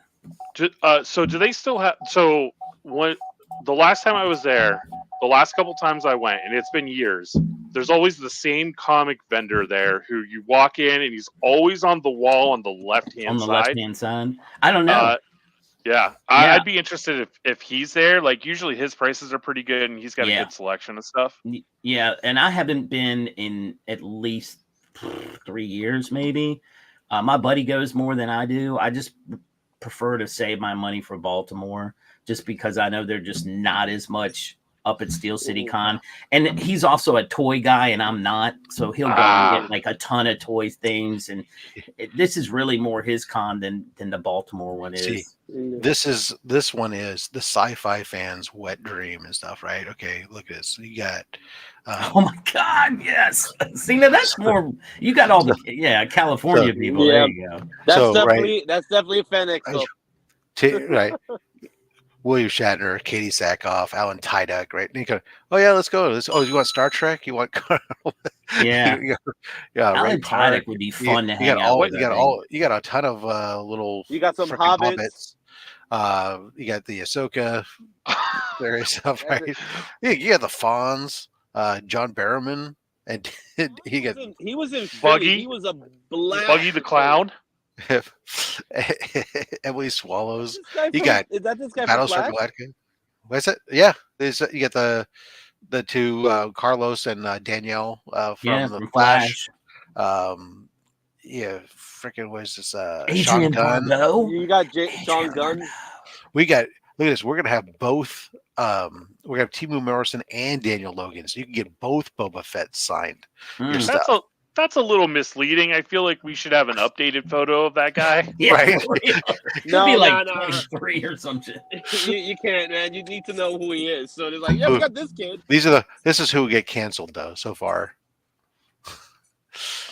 They decided they didn't want to spend Thanksgiving with us. Yeah, that's a tough one though. You know how that works, man. They just decide, nah, I'm not going anymore. No, Change my Yeah. mind. sometimes Things there's some come up. issues that happen. Things happen. Yeah. Oh, then of course we also have the animation voices, and then they got a whole bunch of more Star Wars animation voice people. They got Ashley Eckstein, Vanessa Marshall, Taylor Gray, Matthew Wood. Those are all Star Wars, and then you got Tara Strong, Peter Cullen. You got fucking all Maurice LaMarche, Pinky and the Brain fame. Oh, you got all 4 turtle voices. Dora the Explorer. All 4. Which series? I don't know. This is Rob Paulson, Cam Clark, Townsend Coleman, and Barry Gordon. Okay. The original. I That's the original, like late '80s, early series? '90s. Cartoon series. Okay, Yeah. that's not bad. But that's the only problem I have with that. It's like I don't care. Like, what did they get? What? In all fairness, what is their signature going to do to me for me?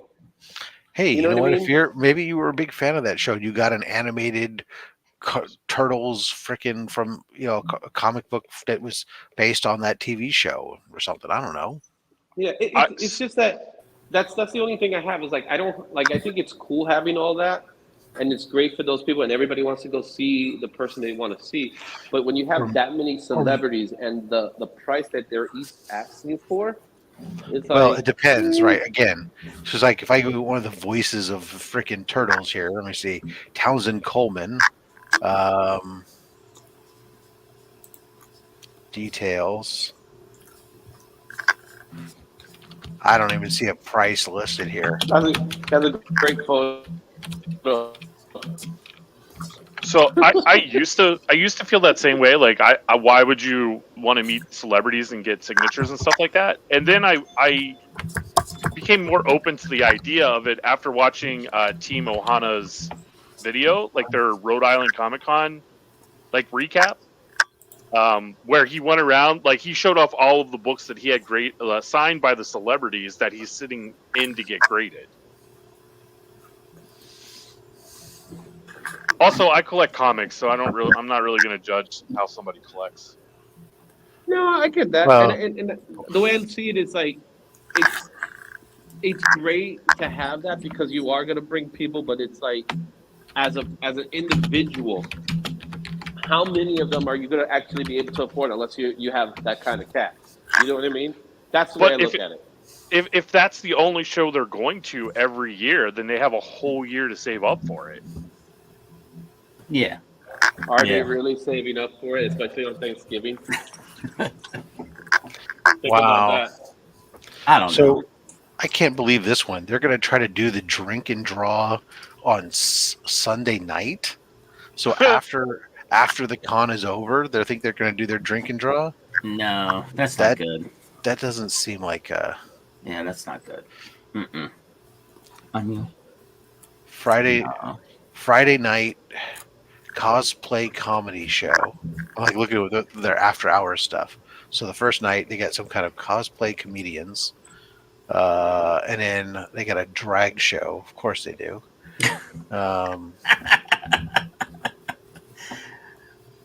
Secret Lair after party. Well, that doesn't sound like much of a secret if they're advertising it, does it? No. Now that's Saturday. It's the journey to the secret lair at the DNA Lounge for the best after party a comic book or sci-fi fan could ask for. You can watch fandom characters come to life at the Burlesque and Drag Show. So another drag show. You did say San Francisco, right? Yeah, So why that doesn't seem surprising. I'm not really surprised. I just think that there's more to San Francisco, and I have nothing wrong with drag shows. I have some friends that are in them and stuff, but at the same time, there's more to entertainment in San Francisco than That drag kind of show entertainment? a drag Kind show of on the nose. a drag show every single night. Yeah, it's kind of on the nose for San Francisco. But yeah, well, hey Doesn't Mark, you sound know like what? doesn't sound like enough drag shows. You know what I did last I'm night? just saying, man.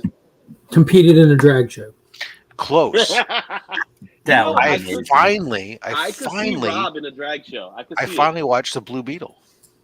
What do you think? I thought it was it was fun. It was delightful, wasn't it? I didn't hate anything about it. I mean, there's things about it that I go like, oh, okay, that's a little bit Corny. yeah, even for a comic book movie. But at the same Listen. time, if some of the things I started to object to, I started to go, it's a comic book movie, and put it in that context. Mm-hmm. It's got some corn to it, but it leans into it. Yeah, there were a few things that once I went and said, okay, you know what, this is a comic book movie, I was willing to forgive because by nature it's a little goofy, but I don't think any of the comic aspect is what brought it to goofy for me. It was just purely George Lopez. But by the end of the movie, like, he's your favorite freaking character. Uncle Rudy, baby. Uncle Rudy, bring taco. It was just so damn fun. It was ridiculous.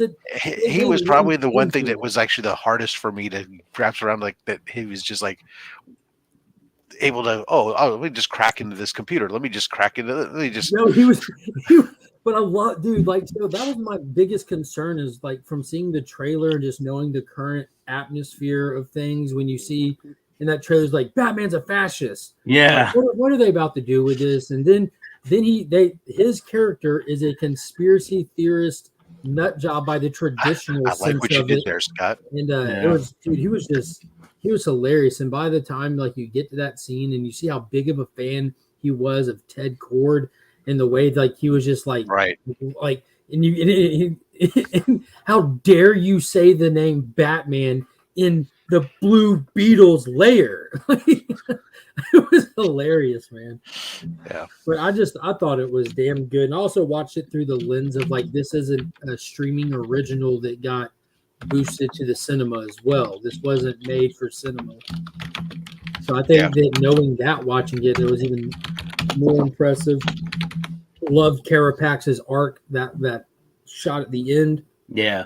Where it all comes back to him. Yeah.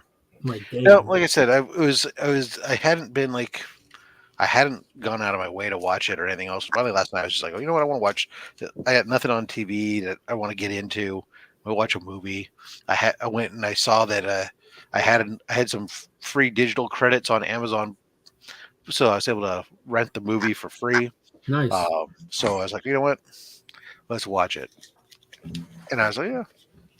I didn't dislike it at all. Finn I had Monkey they've been watching it on repeat since his birthday because that was part of his presents that I got him. I bought it for him on 4K. I was like that. It wasn't on streaming anywhere. I'm like, I'm not going to purchase it digitally when I'm going to get a digital copy. Jeremy, what you're hearing is our friend Digger Jim. Digger Jim's microphone is apparently in his. He's digging on his keyboard. He doesn't type. Well, it's either the mic. It's a new keyboard. I don't think it's that. It's because everything you touch and move, we hear. Wow. So you touch the table. Yeah, we can hear the grooves. In the table. So I don't know whether or not the microphone that's active is the one that's in your computer. It's like you have a laptop and it's using the internal microphone, and we're hearing everything from that way, or whether or not you have a standalone mic that's physically laying down on the desk. No, it's right there. I'm wondering if I need to bring it. His mic is on his wrist. So guys, it's just, I don't know, because it's not just like your keyboard. It's like anytime you like touch your desk, it's super loud and clear. So your microphone's not isolated. You know those ASMR videos of like people just like cutting sandwiches and stuff like that? You should make some of those today. You would be a YouTube sensation overnight. Well, it's just I don't know, because I got a new keyboard, I got a new computer, and I'm wondering now if it's something in the computer because I've had the same microphone. Change nothing about yourself. John gave me, and it's one of those standalone mics, but I'm going to put it way back there because now I'm self-conscious. No, don't listen to Rob. You are. Oh, I was just responding to a comment to Jeremy making me all self-conscious now. Oh man, that's funny. Yeah, I'm just looking at the apparently this Stephen Yang thing is hilarious because now it's on IGN. They're saying like Stephen Yang secretly MCU role accidentally revealed. Your microphone's choppy. It's choppy right now. Make sure it's got the right microphone. Let me Well, I see think if it it's the is. right I think microphone. are you on a Bluetooth headset? Yeah. So let me see if That's it's that's all. It just probably. yeah. Let me change the mic. Oh, the mic's fine. It was cutting a little bit here and there. So No. oh well, look at that. That's just pure sex appeal. There you go. Yeah, I no, want you to sit here with the microphone you would take to the cons with you. And just hold it the whole time. It is the microphone. It is the headset. That microphone sounds way better. Oh yeah, because look at Yeah. Well, it's the same thing. Like when I had my whatever that frick. I don't know how I have some really nice microphone that everybody seems to love, but when I use it, people go, "Rob, no, we like your headset mic," which is a good mic because I didn't. This is an expensive headset, but I also like having the headset mic just because I hate having a mic. I turn my head a lot. What the hell? That's not me. Sorry, the typing again. That's not me. That's I John or Justin That was me. or you. Yeah, I said, brother John's muted, so Yeah. That's how he's Brother able to John, get through. What are you doing? Yeah, I like having the headset. I like having the headsets on this one because I could walk around. You know what I'm saying? Now I can't. Now I'm stuck to my computer. well.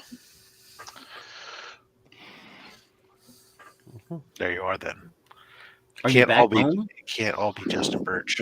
in the secret lair? Yeah. Yeah, he's in the Izzy cave. In the Izzy cave? So what did I miss? Rob hates old people. Pitch me up. Working retail from nights to day shift sucks. Mhm. Justin Birch Steel City. won't let her for cheap. Um, Not on the weekends. Rob is No. secretly a drag queen. Rob's a drag queen. I'm all in on Monarch, man. I thought you were all in on drag queen. Are you the only person on here that's watched it other than me? Man, haven't seen it yet. It's just phenomenal. It's just phenomenal. Yo, I kid you not. Last night, I'm tuckered. I'm ready to go lay down. I go and get all the chargers plugged up and got the kids in bed. I'm like, dude, I'm ready to go to sleep. I take a bunch of melatonin. I sit down. I lay down in bed, right? I open my phone for a split second and I realize that this just premiered early. I'm like, oh no. So I get up and my wife wasn't in bed yet. I walked into the living room because I only have Apple TV on like our big TV. I don't have it on any devices or nothing, and not in the bedroom. I walk in there and I'm like, you got to go to bed. She's like, what? I'm like, unless you're going to watch Godzilla with me, you have to go to bed. She looks at me, she goes, you're going to watch it without the kids? I'm like, no. So I go and I walk in Finn's room and I'm like, come here. He's like, what? Thinking he's in trouble. I'm like, no, come here. And I just grab him off the top bunk and throw him on my shoulder. And we post up in the living room and we make it through like the first like 30 something minutes, almost to the end of the first episode. And we both pass out sitting up. Like I was fighting against, like, I'm like sitting there like nodding, trying to watch it. Yeah. Like watching it and this, like asking questions every 10 seconds as kids do. And he just tuckers out. So I end up waking up at like 4. I wake up at like 12 and then I wake up at 4 o'clock again because we're passed out on the couch, all balled up on each other, and readjust him. And when I wake up at 4, I just stay up and I just watch it. And I dove into Ted Lasso, and that show is Ted Lasso, unbelievable shit. Yeah, I didn't I hear the name Ted Lasso. I see John's Comics with Kids dress up for Halloween and talk about it and stuff. And I never participated in any of like the streams that John's done with Brother John talking about it. Because I told John's Comics with Kids a while back, like I plan on checking it out. I hear it's good.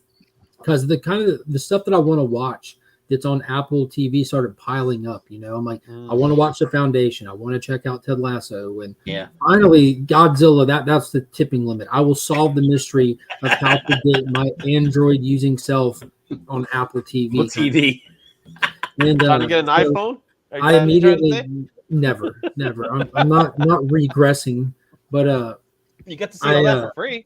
Yeah, I absolutely just fell in love with that first episode. Like, dude, this is amazing. Like, it's funny, it's smart, it hits emotional beats right off the first episode. Like, you see it building to so much character like payoffs right from the beginning. Yeah, It was so good. The whole thing, it's 3 seasons, right? yeah. It's But- the whole 3 seasons is awesome. The whole thing. So, how far have you gotten? I watched God, like this morning alone. I went back and rewatched episode 1 of Godzilla, watched episode 2, then I watched Ted Lasso 1 and Ted Lasso episode 2. Okay, so he's in England now. Yeah, he Ted gets Lasso. there in the opening scene of. Yeah, but I mean, like, he's there, and I'm trying to think. So the first episode, like, is just him getting there and then doing the little press conference, and then it seems like he's this happy-go-lucky, hunky-dory guy, and it ends with a phone call to his wife, who obviously they're estranged. The second episode is their first game that tanks him celebrating the dude's birthday and the trying to reach the star player a little bit, while the owner of the team releases the press thing with him talking to Juno Temple's character, Mm-hmm. the little bombshell kind of thing, trying to drag him. It's I love it that she's trying to figure out where The cookies come the from. cookies come from. Oh man, that's He's too making funny. them. The best. Oh, if I told you that, then I wouldn't be able to bring them to you. You get them. Yeah, I love it. I love that part. Unwavering positivity. Like, Yeah. that was awesome. My favorite is this guy, the guy who's gonna play Hercules. He's my favorite. Roy Especially Kent? in the Roy Kent, man. Oh, Roy my Kent. God. Listen Roy Kent's here, the Izzy. best. You can F off. I'm Roy Kent. That's what he sounds like. Roy Kent. No, is that Okay, he that's the he old, gets that's, I didn't better. even put that together. That's the older guy on the team, right? Right. Yeah, The We one don't that's explain gonna that better. after they lost the game, he goes into the showers, turns on, he kind of looks at him. And I'm like, why is he just staring at the shower? And then the other guy comes in, and he turns it on, just blasts him in the face, and knocks him out of the camera. He's like, oh, they adjusted the pressure. Be careful. He gets better in this as the season progresses. Oh His yeah. character arc is so good. There's a scene in one of the early episodes that involving him that I think you're really gonna like. Yeah. What's the other- Aggressive, Whistle! What's the Rob McElhenney show? It's an Apple original. With Wexford, something Mhm. Wexford, right? Yeah. No, it's Wrexham. No, no. I barely even knew him. That's the one where Ryan and Rob bought and owned a soccer team. I'm talking about, it's an actual show where it's about like these people that developed like a Dungeons and Dragons or Warhammer game, and it's them in the office. It's kind of like, I'm but it's like it's a lot of the Always Sunny crew. Like Rob McElhenney, it's his show. yeah. Well, you know that Roy Kent, that guy is one of the like writers or creators of this. Yeah, he's a comedian. Yeah, he's really He's a stand-up guy. Yeah, he's really. Which I was shocked when I found that out. I was like, Club is legendary. That's true. oh. It is. Yeah, I've seen that. Oh, yeah, I've the- seen the- that the- clip the a pub 1,000 is- times. Where the barbecue guys from the sauce. pub are great. Mythic Yeah. Quest. There it is. That's it. Mythic Quest. Yes, that's another one I'll be checking out. I'm about to go in on some Apple TV. Like the desire for alternative content, from what I feel like I've just pigeonholed myself into, is just through the roof right now. Like I'm pumped for the MonsterVerse stuff, and I'm feeling it as I'm watching it. I'm excited. Like I feel myself invested, hanging on every word these characters are saying, because I'm genuinely curious about the world that they exist in. Same thing with Ted Lasso, just a random. I'm like hanging on every word, and it's so witty, and the banter is so fantastic. I'm afraid to miss a single comma, and that, like, just anything other than the run-of-the-mill MCU Disney trash, the DC status quo they've been pumping out. Like, I like a lot of it, I dislike a lot of it, but I'm just so ready for something else, or just them to deliver that feeling and that create that want again. Yeah, Did you ever watch Brockmire? I did not. I watched a few of Oh, those. Dude, A few of those. I didn't get all the way through that. What platform was it on? I think it's on Hulu. It was on IFC. Yeah, but That I was think the channel. Oh, I I think. mean, I don't watch anything on IFC because their commercial breaks outweigh the show runtime. Yeah, but I think it's on. I think it's on Here Hulu. he goes again with a sledgehammer. Sledgehammer. Wow. I haven't heard about Sledgehammer in years. Scott's on Sledgehammer. Oh, it's a hey. Here you go. I'm going to talk your language for you. It's available on YouTube Premium subscription. Got it. They still have stuff for that? Yeah, YouTube TV, buddy. Which is Mark. Mark is all about YouTube TV. So there you go. I'm very pro YouTube. How weird for a YouTube channel to be pro YouTube. I know, it's like no, crazy. YouTube TV is different from YouTube. Yeah, it's YouTube TV, correct. Yeah, but there you go. I thought it was absolutely hilarious of a show.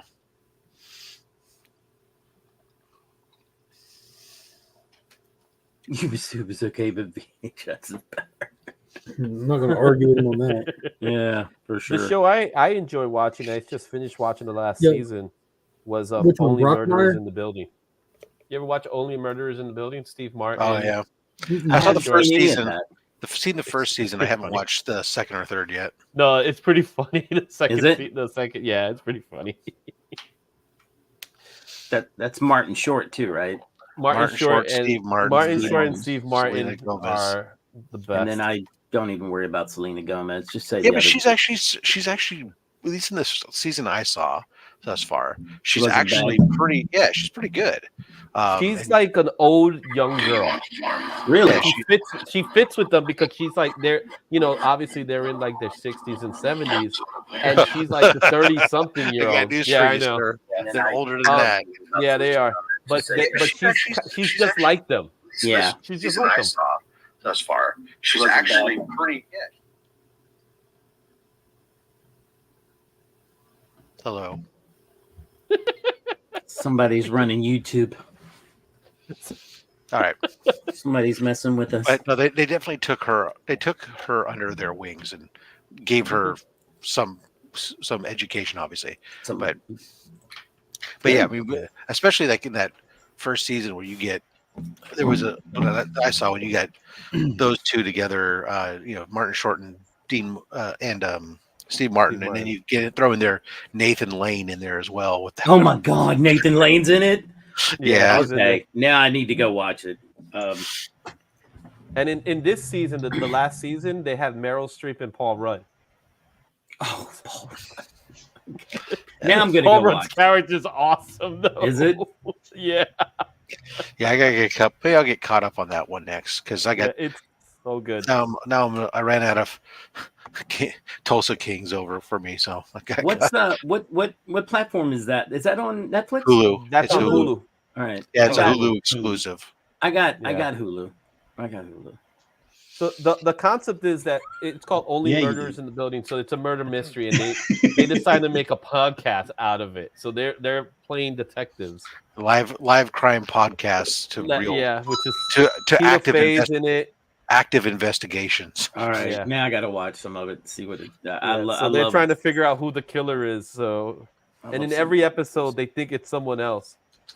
So awesome! It's a good show. Awesome. When we went eons ago, when we went to with Nathan Lane, it popped in my head. When we went to Brazil, it was during Carnival, and I told my son, who was probably, I don't know, he's like maybe 12 or 13 then, to stay close because there's a lot of people, and I don't want to lose you in the crowd. And we're like, so he's really close to me, and we're walking back to find my wife after this separation point at the carnival, and this guy comes walking by, and I swear to you, I thought it was Gene Hackman, just dressed in drag from the Birdcage. He looked exactly like him, and I had to stop for a minute. And Vince looked at me, and he was like, "Was that a man?" And I'm like, "Yeah." Yeah, man, baby. It was. And he's like, "Why are we stopping?" I was like, "Because I swear to you, he looked just like Gene Hackman." Vince didn't know who that was. But not today. Yeah, I was just like, God, wow. Who lives in the Blues Brothers apartment? The Birdcage is a great movie. I love that movie. Yeah, I love the Birdcage. But Nathan Lane is hilarious. I gotta watch that with teeth in it. Nathan Lane's a gem, man. I love everything practically everything he does. Lego Masters. See, Lego Masters aggressively. Lego Masters. I think I would get sucked in, and I would never get out of that. I'm with you. What, just the TV because show? I'm not good at Legos. I found I can only go so far, and then I have to get my wife to help me because I start breaking pieces and getting pissed. I'd be jealous of all these Lego. You're breaking Legos? Not breaking. Legos it, are like, too just frustrating. They're pretty for me, hard, so watching man. other people get frustrated doesn't sound.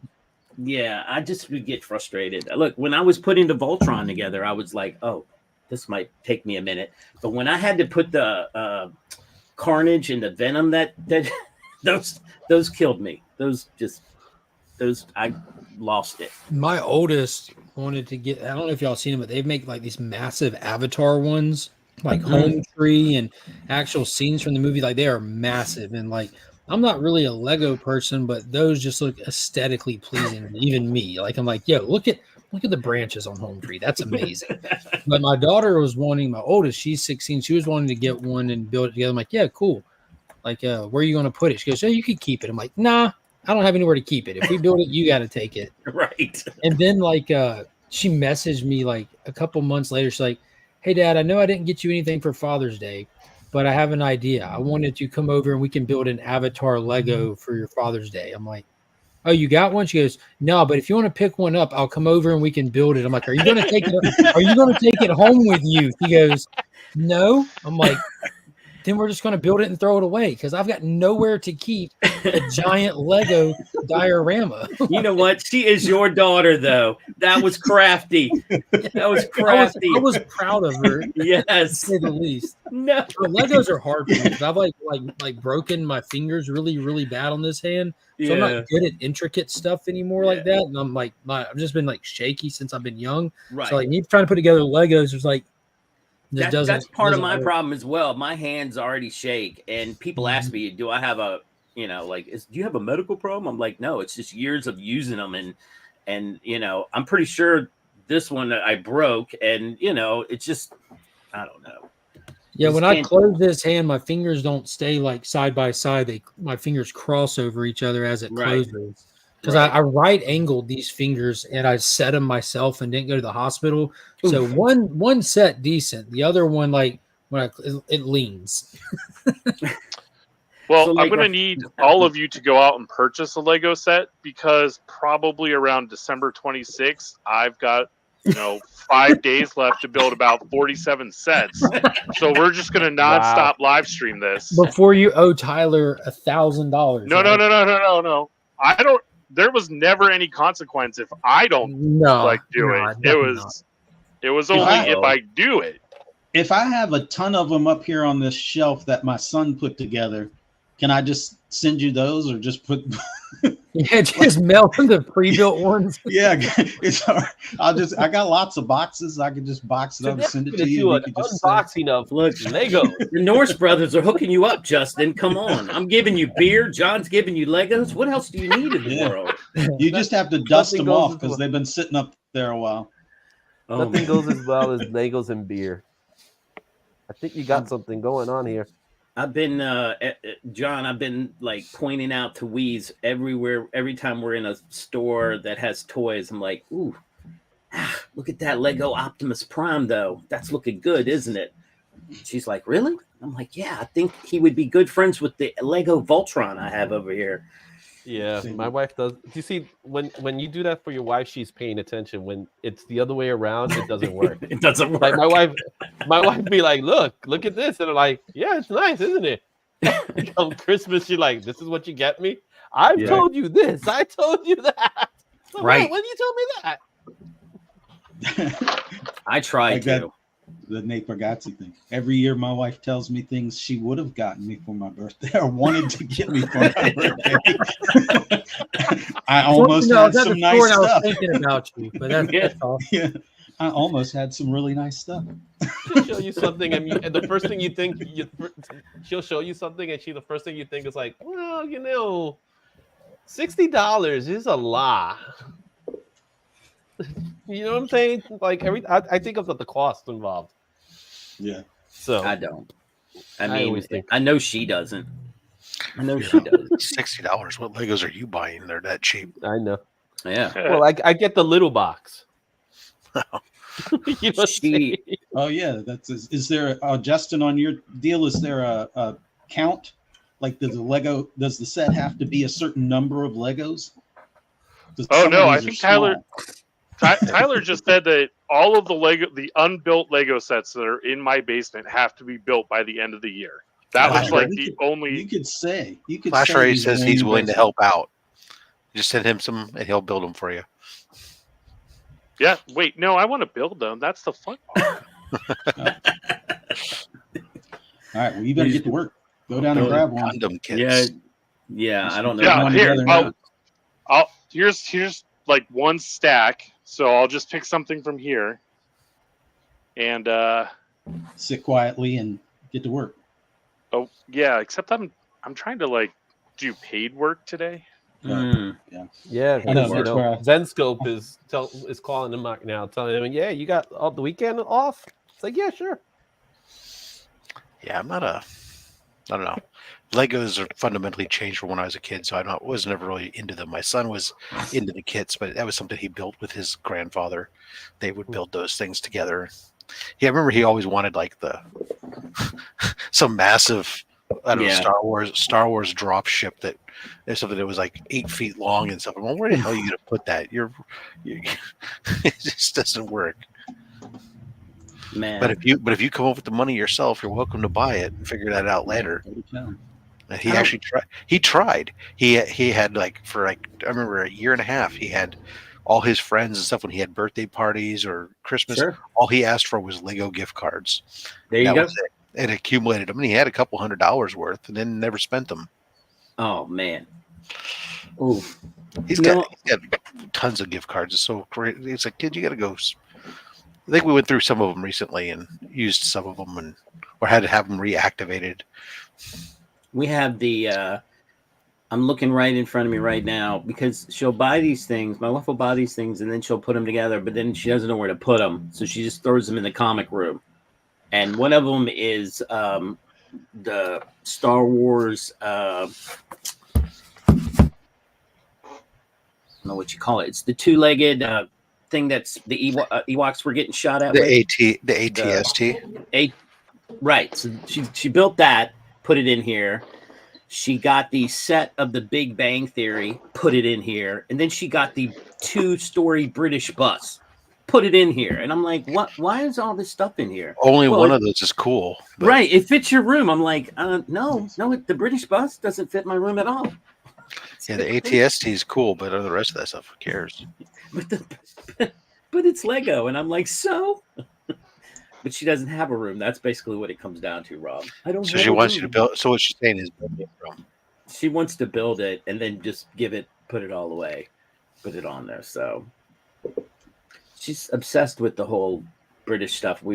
She found a gingerbread British 2-story bus, so we'll be baking that. And I'm like, okay. Yeah, my wife's the same way. I just want to eat the gingerbread. Forget the rest of it. Well, we never eat it. It just sits around until it gets hard as bricks, and then we throw it away, or we blew it up. That's why I said all I would want to do is eat the gingerbread. I like gingerbread. Yeah, I do too. But we're not allowed to eat it. Hell, we're just allowed to look at it. The hell with that. Yeah, you need that guy to come by in his truck and bring you a bunch of milk, and then you need to start tearing into that bus. There you go. You can build a gingerbread TARDIS. Ooh. Wait, what if you like build it and then accidentally fall on it, mouth open? That's right. That happened to me with the turkey the other day. With Jim, that's completely legitimate. That could happen. That could happen. That's true. His mouth is usually open, and he falls constantly. That's what happens when you're a mouth. That's what happens when you're a mouth breather, right? Mm-hmm. One time she built a gingerbread village. It was a bunch of different houses, and she had it on this big platform, and then it just sat there way past Christmas. And I purposely didn't say anything or touch it or anything. I just let it sit there. I didn't make comments, didn't look at it, just pretended like it wasn't there. And finally, my son's birthday was rolling around, which was in March, for crying out loud, March. And so I just took it away and I rigged it with a bunch of like M80s and fireworks that would explode. And then for his birthday, I took all these little 8-year-old boys to the backyard and I said, "This is part of the birthday." And then I said, "You guys stand over here." And then I lit it, and I had a long fuse, and it just was like. They thought it was the best part of the birthday. I think you missed out on this. You could have put on giant rubber Godzilla feet and just gone stomping through the gingerbread. True, but I wanted that. Picking up gingerbread people and stuffing them in your mouth and biting their heads off. And I wanted to try to see if I could blow it up. Get a little torch and like. It was. Y'all talked about.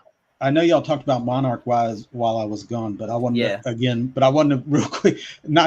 Sorry if it's spoilery, but that first episode, if you watch it again, the CGI on the monsters is so fantastic.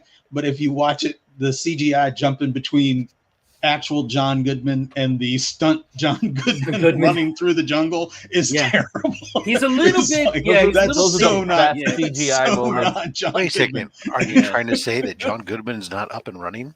Yeah, I mean, he's up and he's not running like that. But that, in all sincerity, is one of the most interesting parts of the show. Not the CGI aspect, but revisiting that character in a meaningful way, and not just him, but the legacy of Monarch. You know? Yeah. I just thought that was funny. But that's right. That's Ken Watanabe.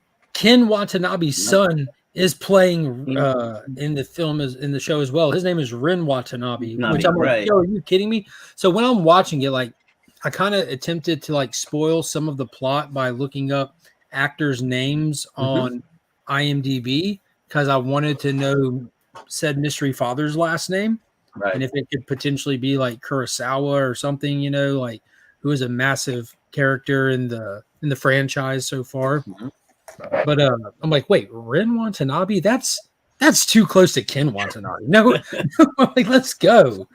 Like, so there's so many layers of this. It's the legacy of monsters, and we're diving into the legacy of Monarch, and you have real life legacy actors participating in the legacy of this franchise. I'm like, yo, this is like the most meta thing I've seen done in a while, but it's done so well. Right at the beginning when she's in the car, and I just got goosebumps when you started seeing all of the emergency signs, and they had the little Godzilla symbol, like go here, and then you see the rockets. Oh, that's like, why I said in the beginning. You get like this Pacific Rim vibe, like the humans' response to the existence of the Titans. I'm like, it's just unnerving. Yeah, I definitely got goosebumps. Oh, Lord. I'm gonna have to jet soon. It's driving day. Yeah, I have to actually do my real job soon. Forget your real job. Driving. Hey, before I do that, Mark, I wanted to show you something I picked up. Mark, look at that. Nice. Oh, Lord. Preview. I don't know if I can... Oh, Rob's doing it. There it is. Teamwork. Very nice. And it's the preview. You know how hard it is to find those in 9/8? Yeah, it is hard to find them in a 9/8, but I got that. I paid more in shipping for that than I did for the actual book. As any good transaction should be. Yeah, nobody was bidding on it, and I was like, "There's no way at the last minute people are going to come in and snipe it." And that's the cool thing. You got to always find those. You always got to find those auctions like that. I paid $6 for it. Yeah, mine is signed by Alex Ross and Mark Wade. Yep. So that is a good win. It is for me because I got that thing, 27 years ago or whatever it was, and then got rid of the preview. I don't know what I did with that, but got the books, and that's what got me back in and deep into collecting and community and all of that. So I was like, man, I'm gonna snag that if it doesn't go up in price. Phenomenal. Good win. Good deal. And he says that I am his slab dealer here, that I got him hooked on slabs now because I gave him a couple. That's how it Just happens, for though. fun. I know. He gave me a few, and then that was it. He'll send me a Off to text. the What do you races. think about this? I'm thinking about bidding on this. And I'm like, And in case, and if you didn't know, Brother John will be our next guest on. Yeah. I don't have that many yet. But Dude, that's how it went. That's how it went for me. Like I was very like I wasn't anti-slab, but I was anti-slab for me kind of thing. Like everything was uniform and raw, and I was after a Hulk 102 years ago, and I kept seeing them locally and every time I'd see them, they would be slabbed. And like I even talked to the guy at the shop. I'm like, you don't have like raw one? He's like, no. Whenever that book comes in, I'm going to send it off to get it slabbed. I'm like, well, if it comes in, can you just not and just like hit me up and I'll come get it from you like for a profitable price for you, you know what I mean? And he just wouldn't do it. And I didn't like the CBCS slabs or cases and stuff and didn't want to slab anyway, but I ended up just buying one. I'm like, I'll get one if I feel the urge, I'll just take it out. So I ended up buying one from him. And then like I bought like a signed JDF slab that week and another slab that week. And now there's like over 100 slabs sitting in this room. You got the guys like, Well, yeah, it's like I remember like really early on in my What's going on, Black Box? Cruising eBay, looking at like hey, what's up, Black? What looking for at any graded books above a certain grade that were ending soon, that were under like $50 or something, and it was like picking up all kinds of oddballs. And some of the stuff was like stuff that like it was supposed to be down that price. And then there were other things that you'd find periodically that were like just screaming deals that you'd come across. Because somebody had typoed something or something else, and you end up with some. Or they don't put a reserve on it or anything, so it's I don't do that anymore because I don't. Now I'm big game hunting more often than anything else. But I was really stoked. I got I closed a deal on a book I've been looking for since Heroes Con. That I've been actively hunting, that everybody was like way overpriced for where I thought it should be. And somebody finally, like on Shortbox, they dropped their price $100 and sent an offer out, and it was still overpriced. So but at least now I could make an offer because of the way that they had it set before. You could only offer. You could counter offer. Well, because the way that most people have it set on Shortbox, like. You can put an offer in, you can make an offer, but they usually have a cap where it's like no more than like 75% of what the original ask is. So if somebody's like way over, 75% of what they're asking may still be way over. And but once they send you an offer, you can counter without that restriction. So I was able to counter, and I was like, I took another 150 off of his $100 off, and expected him to say no, and he accepted it. I was like, oh, goddamn. It's sweet. That time of year. I got the book I wanted at the price I wanted. Yes. Well, the writing's on the wall for a lot of people. I was in a chat discussing this yesterday. A Hulk 1 got shared into it. And someone pointed out, like, I used to never see that book go up for sale. And now in the last few months alone, I've seen like 50 of them go up for sale. And it's because everybody who's been sitting on keys, like trying to sell them, are trying to unload the shit out of them right now before they get even lower valued, because the values are just going down. So if they can offload them now for whatever someone's willing to pay, that's a safer bet than waiting on later. And then you have the holidays coming, so people need money on top of that. People are buying. Yeah. People are selling. You missed the point with that. But people are buying too, man. Well, people are always buying forever. I'm talking about like a good time to buy, like because people are trying to move stuff. They got to pay bills. They got to buy holiday gifts, and their inventory of their inventory is going down. Yeah, if you have every big book you have in your inventory, that's a lot of dollars that's tied up in inventory that's not making you money. So, and especially if it's if it's something that's depreciating as opposed to appreciating in value. So, yeah. If anyone's looking, T-Dubs has got some spare plasma and sperm if anyone needs any. And you just have to offer them more than the current going rate at the banks. Yeah, but you really want TW sperm? I think that's Why not? depreciating. Just put it with the rest of them. Yeah. Reminds me of that scene from Ted 2. Mark Wahlberg and the teddy bear where they knock over the shelf. Steve. I heard Steve, there's a TV series or that, isn't there? They made a TV series Ted? now. Oh, Yeah, I haven't Steven- seen anything about Stephen that. Berkland is letting us know he's fresh out of T-Dub's blood and sperm. There you go. Use it all. T-Dub. It's time to restock. Send Steve some more. It sounds like a T-Dub sale going on. Special Black Friday. Special Quick, Black Friday. everyone, A-OK, Steve, sperm and plasma, go. Yeah. Get on that. Give me a second. I'll be right back. When he receives it, he'll reimburse you for shipping costs.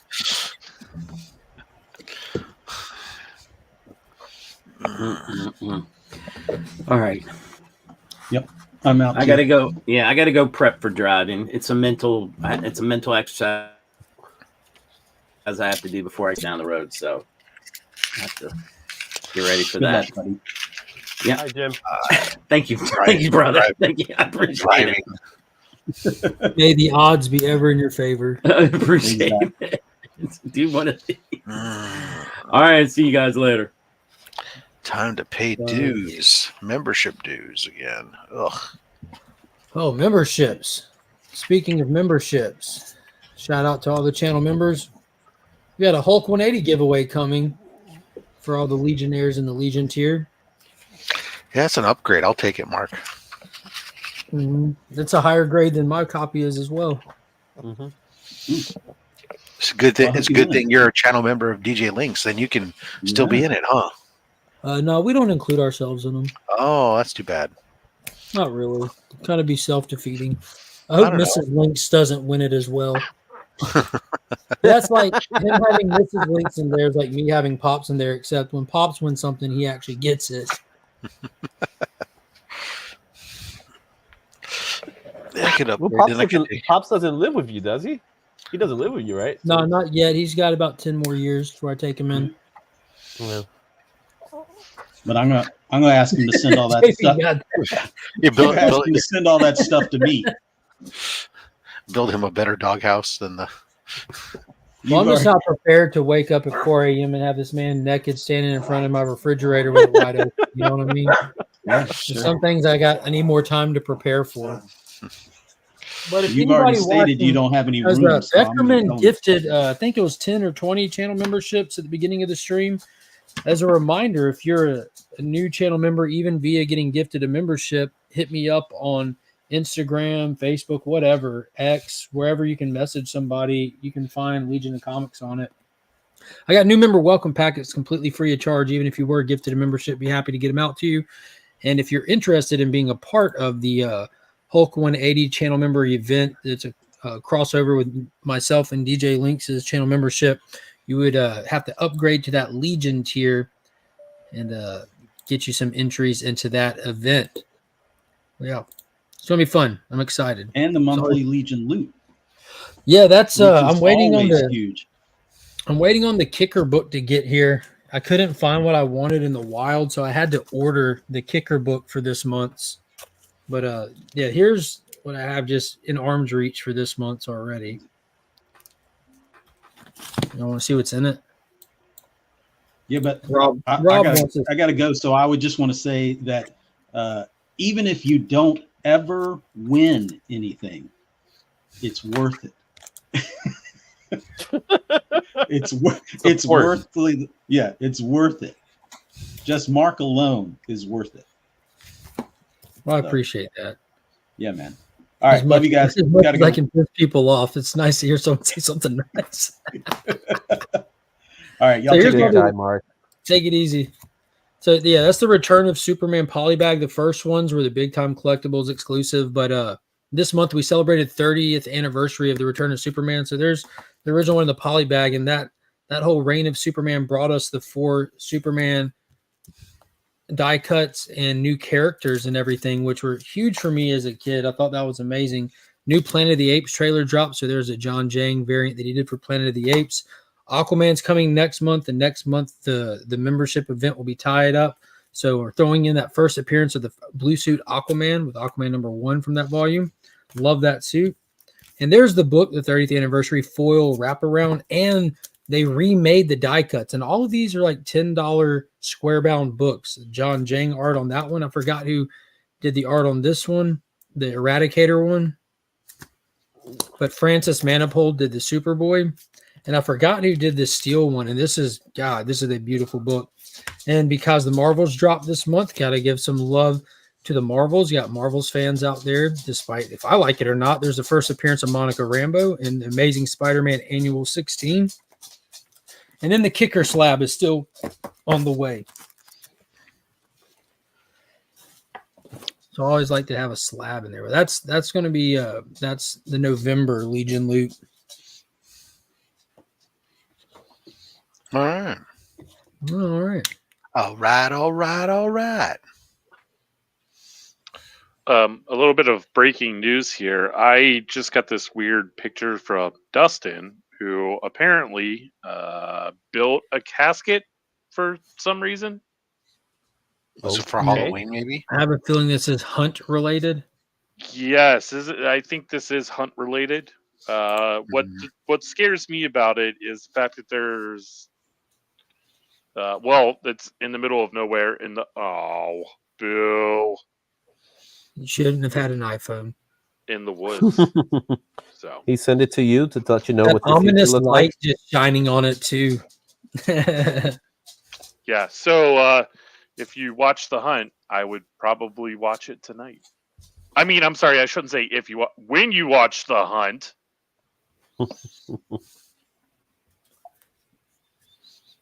Okay, that was myself. Rob says,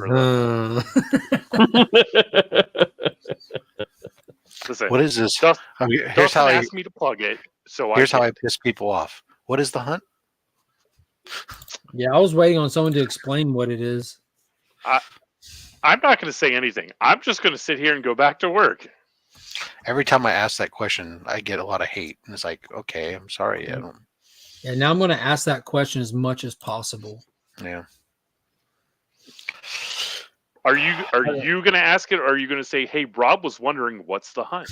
No, like I started doing that when I think it kicked off when the CBC award nominations opened, and a lot of the participants of the hunt were very vocal and active about how that show deserves to be there, which you should be. You should ride or die for what you enjoy, kind of thing.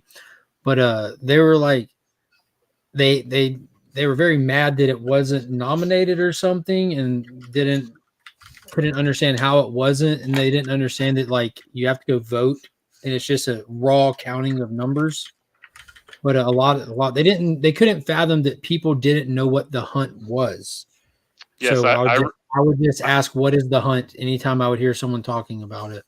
I remember that very, very specific episode of the Community Hangout. Oh yeah, because Biggie and Remy got into the details of what is the hunt. That was a fun episode.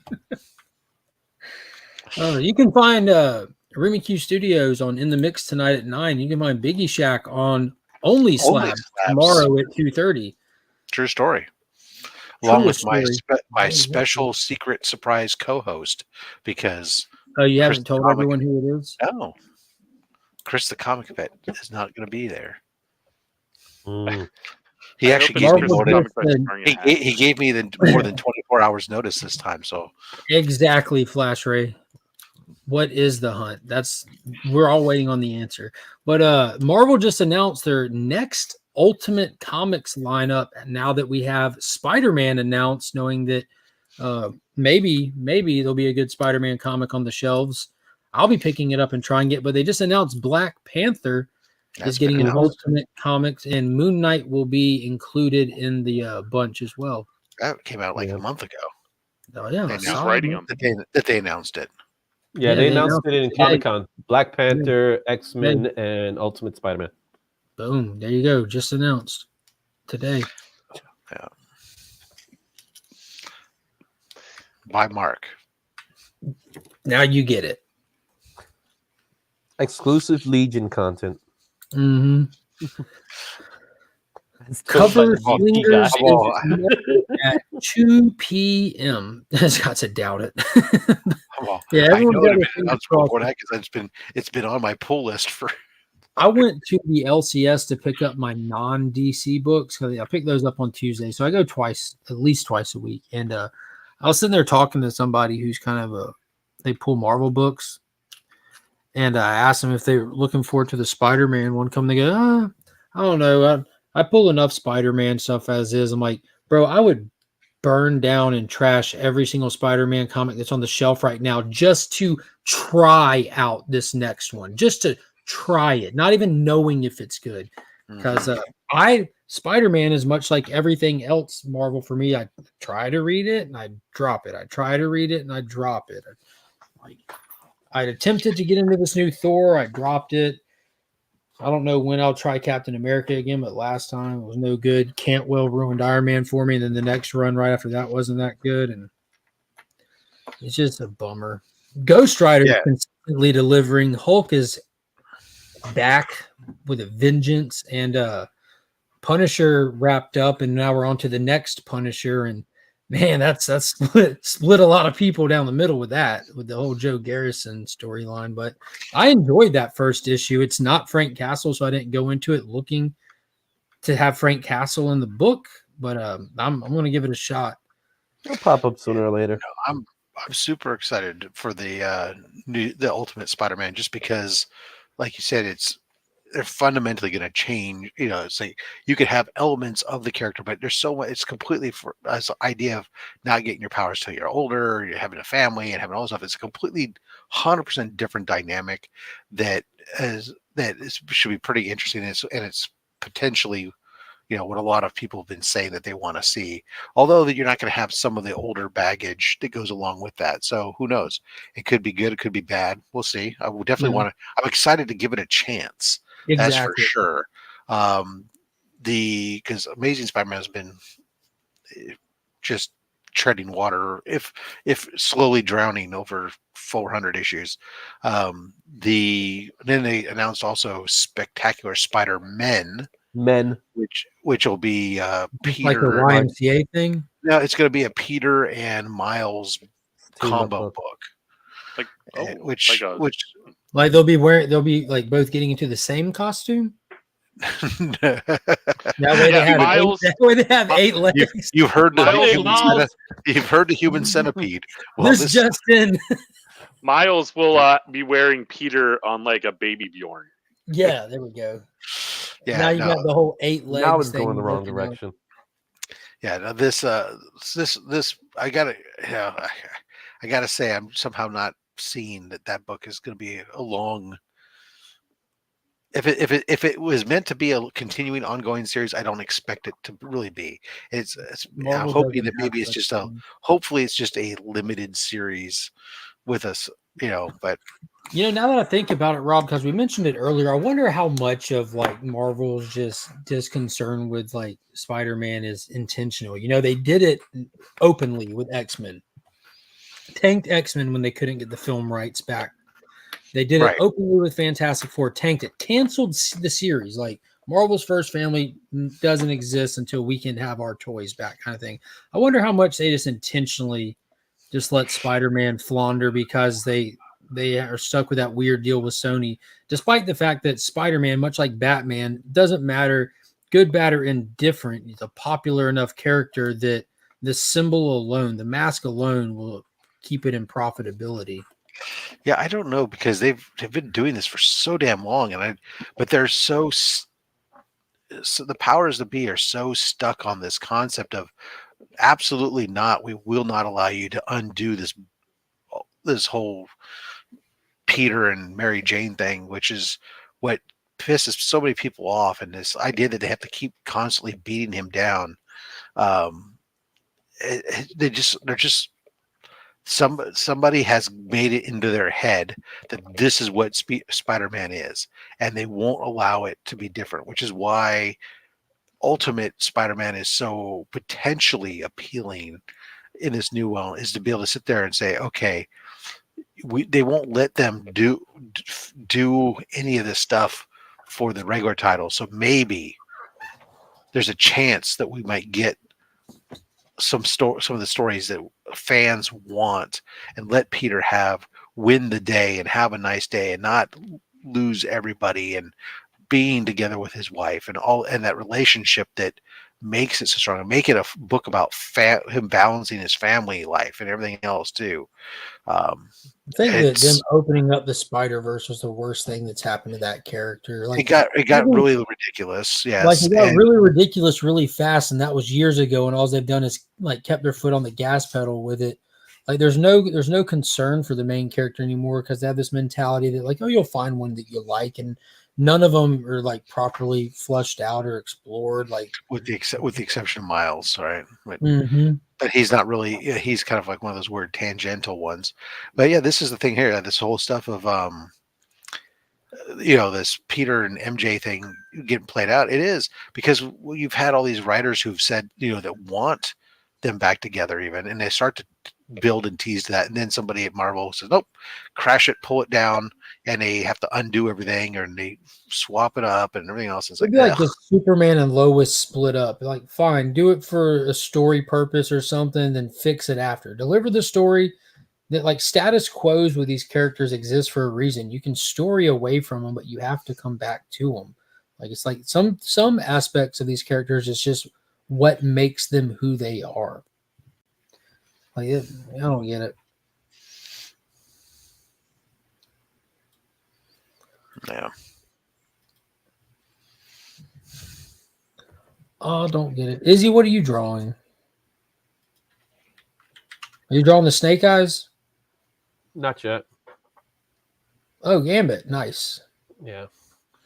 I did. These are the cards that will be free with every purchase during the Black Friday art auction sale. Actually, these are the cards that I'm getting ready for tomorrow. The Orange Saturday art auction sale. Yeah, tomorrow I'm going to IACON, which is up in Fishkill, which is a little mini convention, which Cliff from Cliff and Comics and the Council of Comics are going to be there too. So we're hanging out. So we're going to be selling these for like 10. This is going to be like $10. But the art auction. People. And you seen the economy, man? $10. Do them for $7. Let's see that Gambit better. You want to see the Gambit better? I'm still working it. So. Yeah, you're only up to $3 right now. You got to finish it. Yeah, we got to get the colors in. Yeah. Give me time. I'm working here. About how long does it take you to roll out one of those cards, start to finish? Well, I started it here. I didn't. Well, we've been here for 2 hours and 43 minutes. Yeah. Well, it depends. It depends on the character, right? So some characters will last faster than others. So I know some people take a long time to draw, and some people. I speed draw. That's what I was wondering. Yeah, I like to speed draw sometimes because it makes it go faster. Well, first of all, you can get more stuff done. So, that's why I'll do the sketch cards, are pretty quick. But since I'm coloring it, it's taking a little longer. So this image probably took maybe 15 minutes to do. Oh, wow. That's super fast. Yeah. I could go even faster in some other characters. Like Spider-Man is quick. Spider-Man I could do like less than 10 minutes.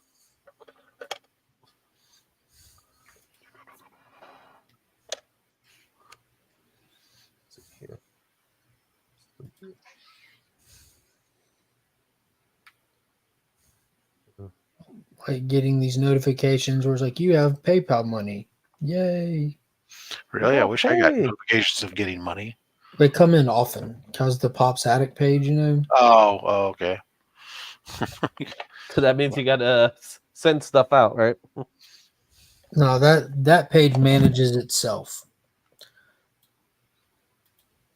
Pop does all of it. I just when I just bag books and then just hand them to him, and he hands me my kids. The next thing you know, they're on the page. And next thing you know, I'll get a ding, and it says that I have money. And next thing you know, people have books. It's like effortless. It's like, you got those books? Yeah, I got the kids. Yeah. Fair trade. I don't know if it's fair. But I've seen those kids. They're cute, so maybe. Yeah. They're good kids, man. Well, I delayed my meeting today to Romania, but I have to leave here in about 5 minutes. Do it. See, Bizzle says Spider-Punk is coming back February 2024. It might be a 5/6 inch limited. Of course he is. So is every other Spider character. It's one of the most popular characters, of course. I think that's when the new Ghost Rider is dropping as well, right? February. We're supposed to be getting an all-new rider and an all-new series. And I am a Ghost Rider fan, but that doesn't mean I'm a fan of crappy writing. I have no clue who's doing it. The Cosmic Ghost Rider book couldn't keep me on.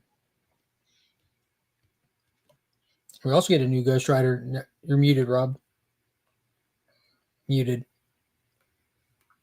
No, can't hear Rob. It shows that I got the little muted symbol on Rob's your on screen. mute. You're off mute. Yeah, can you hear me now? Go. Yeah. I think the audio, my USB audio connector went out because you guys cut out, and I thought you guys had cut out, but Gotcha. I was gonna say it seems like the Ghost Riders are becoming like the Green Lanterns. Just turn out another one every few. I was about to say like they're pumping them out right now because next week in Incredible Hulk we're getting a guest appearance of a Ghost Rider. I don't know if these two things are connected because it's weird that they announced this new series like a couple of days ahead of the new one hitting the actual shelf in this Hulk issue, but it's a World War II soldier on like a army bike. It looks awesome. Great. What's the over under on the new Ghost Rider being a female? 0. They've already showed the image. Unless the image was like of Danny or Johnny on the cover, like getting it, because all you get is like a small person and a big flaming skeleton behind them. So I mean, I don't know if you can really judge it from the image. I don't think has there ever been a female Ghost Rider that y'all know of? I know we have like that original Cosmic Ghost Rider. Like we had the Ghost Rider. He appeared in like the Guardians of the Galaxy one issue. We had obviously Johnny, Danny, Robbie. We have 2099. You got the cowboy. Carter Slade, yeah. The OG. Now that you said that someone in Marvel said, "Oh, we need to do a female Ghost Rider." It's gonna happen. She'll just like flame on, and her stilettos will turn badass and on fire, and she'll just run really fast. Stilettos.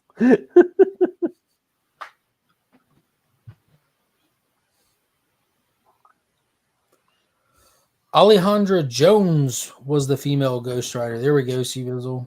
Not familiar with Alejandra Jones. I must have been super short-lived. So I gotta look that one up.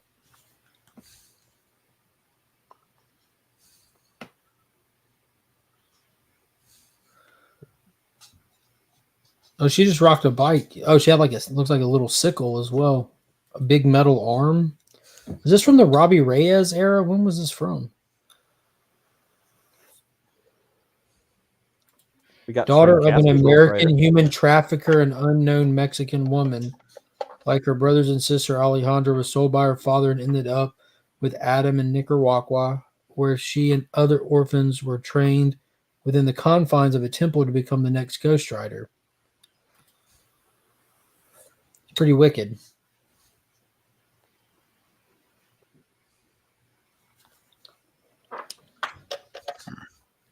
All right, so right. You want back up here, little buddy? This makes no sense. After some, no, look at me. I'm trying to do work. Well, I'm going to take off because I need to pay attention to work for a few minutes before I go into my meeting. Here you go. Wow, you play that quick. All right, Rob. All right, take it easy. Peace, wada. Take it easy, Rob. There you go. There's your Gambit. Looks pretty dope. Again, these art cards will be free with any purchase. That's better than giving Black, off pie. Black Friday art auction. Is it going? It's going to be on your channel, right? Izzy? Yes, it's gonna be on the channel. We're gonna start at 5:00. Who are some of And the we're gonna guest go- artists that will be appearing? Right now, we got confirmed. Roscoe is gonna be on the show. I Nice. do Fan believe favorite. actual Dracula is confirmed. Madam Nice. Fan Blaster, favorite. Madam Blaster might pop up here and there, and then we might Another have fan favorite. another few guest stars that pop up. So it's gonna be a long stream. It's not a short stream. It's gonna be from 5 to 8:45. So we won't get in the way of In the Mix that follows right afterwards. And we're gonna be auctioning off our stuff. And there's a couple of guys who already have a few items that they want to auction off. We're gonna do it very, the idea is just to get these guys some cash. Let's be honest. They don't get to go to as many shows as the rest of us do. So why not help everybody out? And and you guys get original artwork like this one.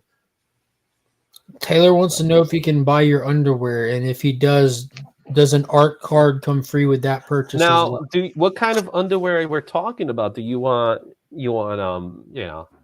do you want boxers? Do you want briefs? Do you want boxer briefs? Do you want spandex?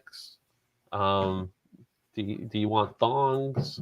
What kind do you want, Taylor Winder? And Taylor Winder's an artist too, man. So if he wants to hop on board, let me know, Taylor. That's a serious invitation. So I got a little Batman. To an insincere invitation. Yeah. So there's a Batman there that I did. Let's see what else we got. For those of you that like manga, you got Gojo. What is a Gojo? That's this character, Gojo. Ken's Mojo Dojo Casa House? Yeah. No, not that guy. Chainsaw Man. Let me make There's you bigger real quick. Yeah, let's do this again. Put the Chainsaw Man back up. I couldn't see that one. Yeah. So we got the bats, one version of bat. With a yellow cover. Yeah. With a yellow cover. Yeah, I got con into that too. Chainsaw Man. Yep. Little chainsaw action there. All right. We got Noir. I like the background you put on that one. Yeah, I was like, hey, do the Rubik's Cube. We got the Moon Knight. Getting a little blurry. That's really good. Here. You got, for Thanksgiving. For some of you might want ham for Thanksgiving. So there you go. There goes nice Venom. Then we got some Gwen. Right. I like that one a lot. $20.99. Yeah. I didn't realize how many I was doing. No, man. who's that supposed to be? Who's this? It's Miss Marvel. Okay, I was like, is that Miss Marvel? Is that like old school Kitty Pryde? Yeah, but you got the scarf, so there you have it. The scarf changes it. You got some new guy. Shout out to the new guy. Yeah. You got guy who was the new guy, now he's the old guy. And then we got Gambit, and that's the latest. How many of these are you trying to complete before the whatever? I got I ended up getting more. So I just purchased a whole bunch more of these. So there's 20 in a pack. So I do have some black and whites that I'm coloring now. So this is from what's the name of this character? From Mr. Fantastic. Yeah, it's Pedro Pascal. Oh my god, his name's Luffy. That's his name, Luffy. I don't know his name, but he's the stretchy guy, right? From the new Netflix show. He's the stretchy kid from that cartoon that doesn't stop. I never knew that One Piece characters had had superpowers. I had no clue what it was about. I thought it was just weird. Finally, I got a Japanese Harley that I'm working pirate on. show or something, and then I saw the Netflix trailer. Yeah. Esteban said he didn't know you could draw that good. Izzy actually can draw phenomenally. He does an entire show called The Sketchy Show, which is an art show, and you should have seen some of the pieces that this Joker piece he did for Comics Curing Cancer. Something. I especially like that Joker piece, man. I'm kind of sad I got it. It Dead went Man. away. The Dead Man was another one that was just holy crap. Yeah. Hoarders Well, yeah. High has a lot of my books now. so we got a lot of stuff, and I will be doing those. These are gonna be the $10 auctions, right? So these are for $10 auctions. And then you got the blank comics. I think the blank comics we're gonna do at 20. I'm gonna do at 25. And really, the idea Everyone's is saying it's Luffy. Luffy. I got to get the manga, guys, because when in these conventions, there's a lot of people that love anime manga. So I got to do a few of them for the conventions. Yeah, you got to watch the channel, man. Esteban, go watch the channel, especially when I do the sketchy shows. What you do is you print QR codes on a bunch of them, then draw on the other side and pass them out for free. Yeah. Well, that's something. Well, the thing is, when you go to these conventions, man, a lot of these artists, and don't get me wrong, they deserve their money. I'm not going to say, but a lot of the artists are always charging like $150, $300 for sketches. And people are like, I only got $10. So for $10, you get a little sketch card. You know what I'm saying? It's worth it. That's how I look at it. And then you could have Justin do some lettering on it if he wants to. Right, Justin? Scott says it's pronounced Luffy. But Luffy? No, Luffy. It's French. It's Luffy. Luffy. Right. Morgan Luffy. I'm so outside of the anime loop and have no intention of ever diving in. There's some good stuff out there, man. Oh, I'll admit to that. I don't think that there isn't by any stretch of the imagination, but I just not my jam. I just can't. There's some very few that I can say that I've enjoyed, that I've watched. I love Akira. There's this old 80s anime sci-fi horror movie called Lily Cat. It's basically John Carpenter's The Thing, but in space. It was really good. Fist of the North Star was awesome. Oh yeah, that's classic, man. See, I don't think I like any of the new stuff. It's all like older stuff. What have you seen Demon Slayer? Because Demon Slayer is amazing. I've never seen Demon Slayer.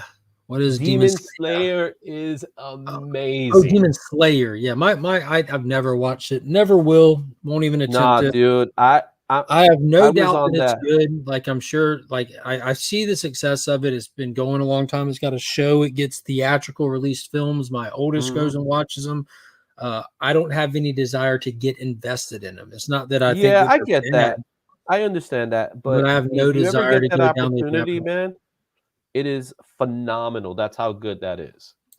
It is. Just the artwork alone is beautiful. Size you picked up yesterday, JB. If you're listening, Jason's got a question for you. Dragon Ball Z can't stand. Don't like it. I grew up watching that because of my older brother. Don't like it. Now, I did like playing the game on I think it was PlayStation 2. My brother had one called Dragon Ball Z Kai or something like that. It's basically Mortal Kombat with Dragon Ball Z characters. It was fun. Yeah. I was never into Dragon Ball Z because I couldn't get past the art style. Because the original Dragon Ball Z's art was kind of rough to watch. I didn't like it. But Fist of the North Star, Ninja Scrolls, a lot of those older 80s, 90s stuff, those are great. Gotcha Man, one of the original, the Battle of the Planet. Chaos, that method doesn't work for Coco Melon. It's not going to work for anime. If your kid's into them, can't just passively watch them.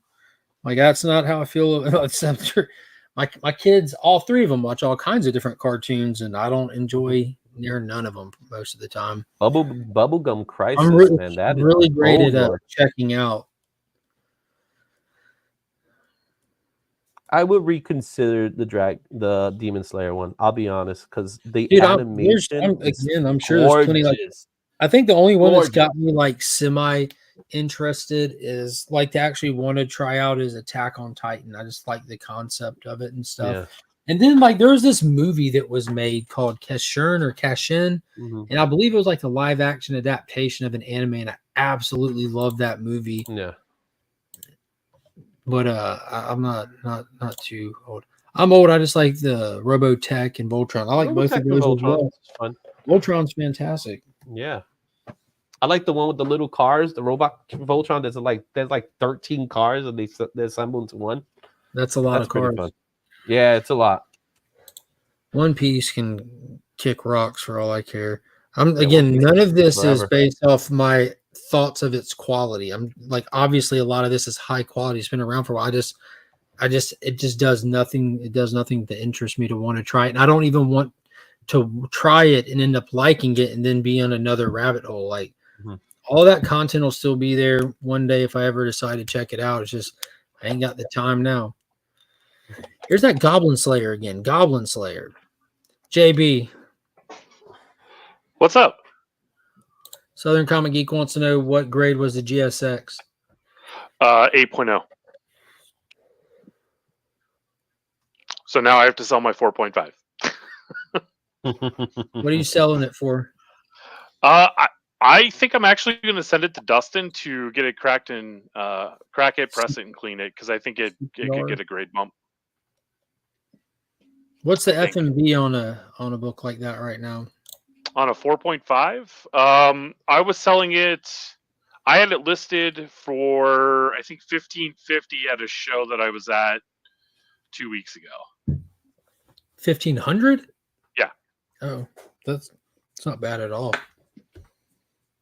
I thought that book was more expensive than that. Maybe I mean it was, but I don't know. Like, not now. Yeah. Hence the clean press and crack. Yeah, I think it could be. I mean, like full disclosure, like when I bought it like I don't know, let's say 8-ish years ago, and I think I only paid $400 for it.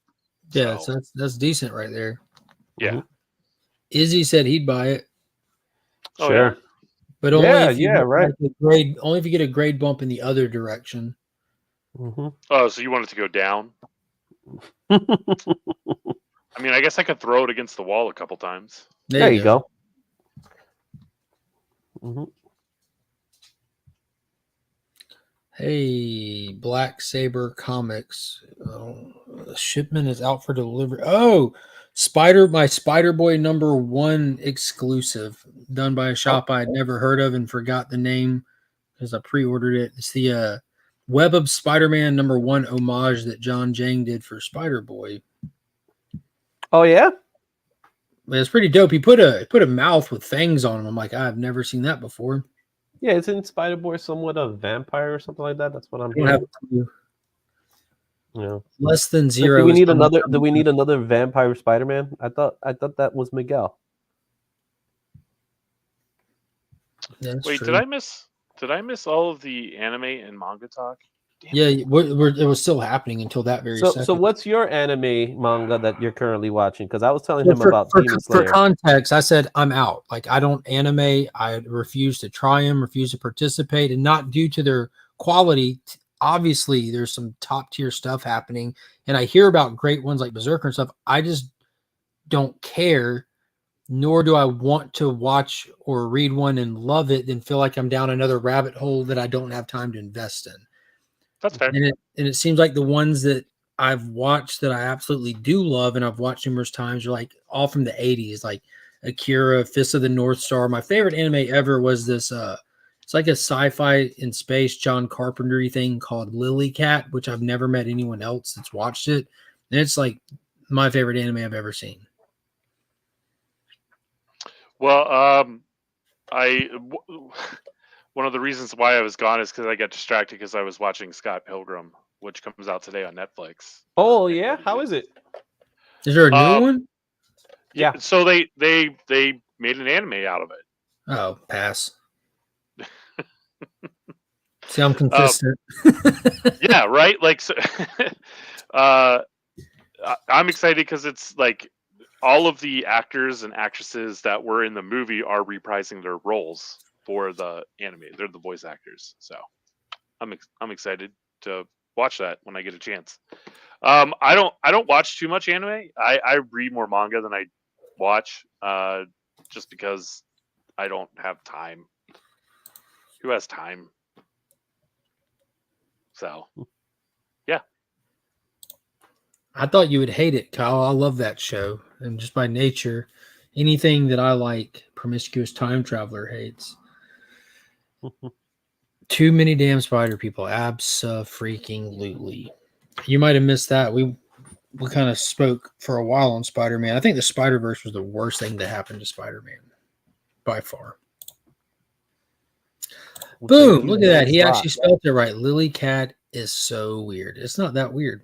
It's just the thing in outer space. It's literally just the thing in outer space. It's a good one.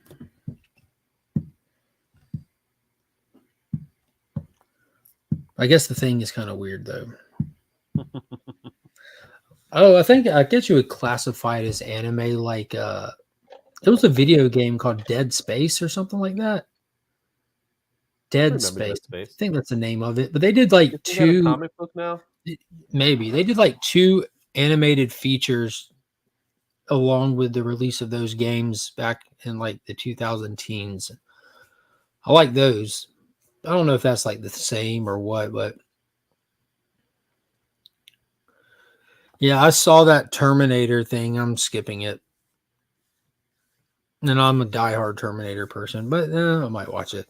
That's kind of like the Suicide Squad is getting a weird anime treatment in a specific genre of anime where it's like there's a name for it, but it's where you take like your lead character and take them out of where they belong and put them in some mystical land with creatures or some shit.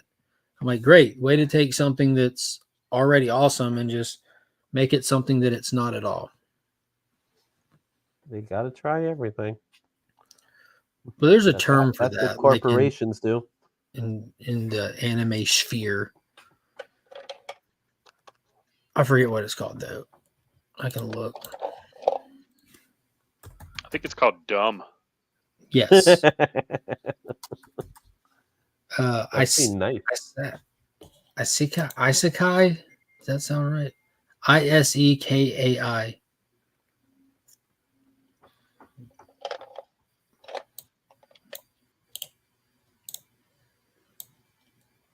So you have that to look forward to. If you are an anime fan, it's probably right up your alley. Let's see. Another one that's good that I enjoy watching is Spy Family. That's just plain fun. Isekai is a subgenre of fantasy in which a character is suddenly transported from their world into a new or unfamiliar one. Makes perfectly good sense. My Hero Academia is X-Men done better than He really is X-Men. It's X-Men, but like reverse X-Men, where 80% of everyone has a power, and you got to go to school, and they're beloved rather than hated. So the humans are the ones that are not as much. Y'all remember when they did those anime Marvels and like also like I think it was like 2010-ish era, but they did like Blade, Iron Man. Yeah, they were cool. Those were pretty decent. I watched those. I have those. I like the Iron Man one. It's been a while since I saw it, but I like the Iron Man one. So those were cool. So the one I've been watching, I know my kids have me watching Jujutsu Kaisen. We watch Spy Family, which I love. I think it's hilarious. Spy Family is so much fun. Then you have, Demon Slayer, which is top. Remember Vampire Hunter D? I remember Vampire Hunter D. That was dope. Robot Ghost in the Shell. Ghost in the Shell was great. Oh yeah, Scarlett Johansson. Yeah, not that movie. What? There's another Ghost in the Shell? Yeah. Alita Battle Angel. Yeah, I want to get an Alita movie. That movie was so good. Ex Machina. Mm-hmm.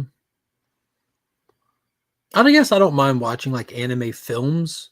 I think it's just the idea of getting bogged down with like one of these shows that just is never ending. Like someone mentioned earlier, like how Attack on Titans is good, but it's never ending. They keep doing final season after final season. Mm-hmm.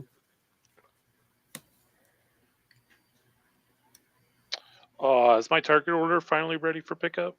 Did you say Tekken or Turkey? I said Target. Sorry, I said Target, but my West Virginia got in the way. Target. What you got for So, Johnny J? So I grew up on like some Studio Ghibli films. My Neighbor Totoro, like me and my brother were into when we were little. I still have my clamshell VHS of it. I think I've watched all of the Studio Ghibli films, like all of them, numerous times, and even went through all of them again because my oldest got into those. Like she had watched My Neighbor Totoro, but she got into the Studio Ghibli stuff. And me and her, when HBO Max kicked off, it has a hub for Studio Ghibli, and we went through and watched all of them again, like Kiki's Delivery Service, Nausicaa, Howl's Moving Castle, Ponyo, like, Roscoe. yeah, Porco Roscoe. Yeah, I absolutely Porco love the Rosso. Studio Ghibli stuff. Absolutely love it. And that's not like anime, like it's obviously it's anime in the It's sense that Studio it's coming Ghibli. from it's Yeah. Studio. Studio Ghibli is Studio Ghibli. Like Mhm. dude is legendary. Big Nosh has entered the chat with a good to see you to Mr. Birch. Thanks.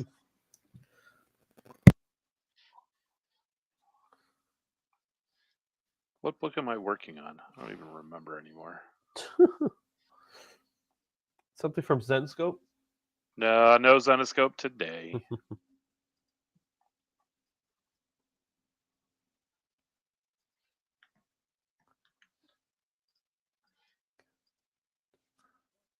Wow, I didn't even realize the time.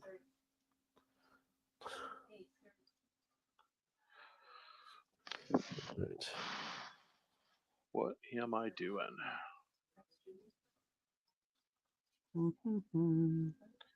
Like I finished the only thing that I had to do today, but I've got a ton more stuff that needs to be done before Thanksgiving next week. And I'm like, do I stop working and just play video games and, build one of the Lego sets that I have? And then let future Justin worry about it next week?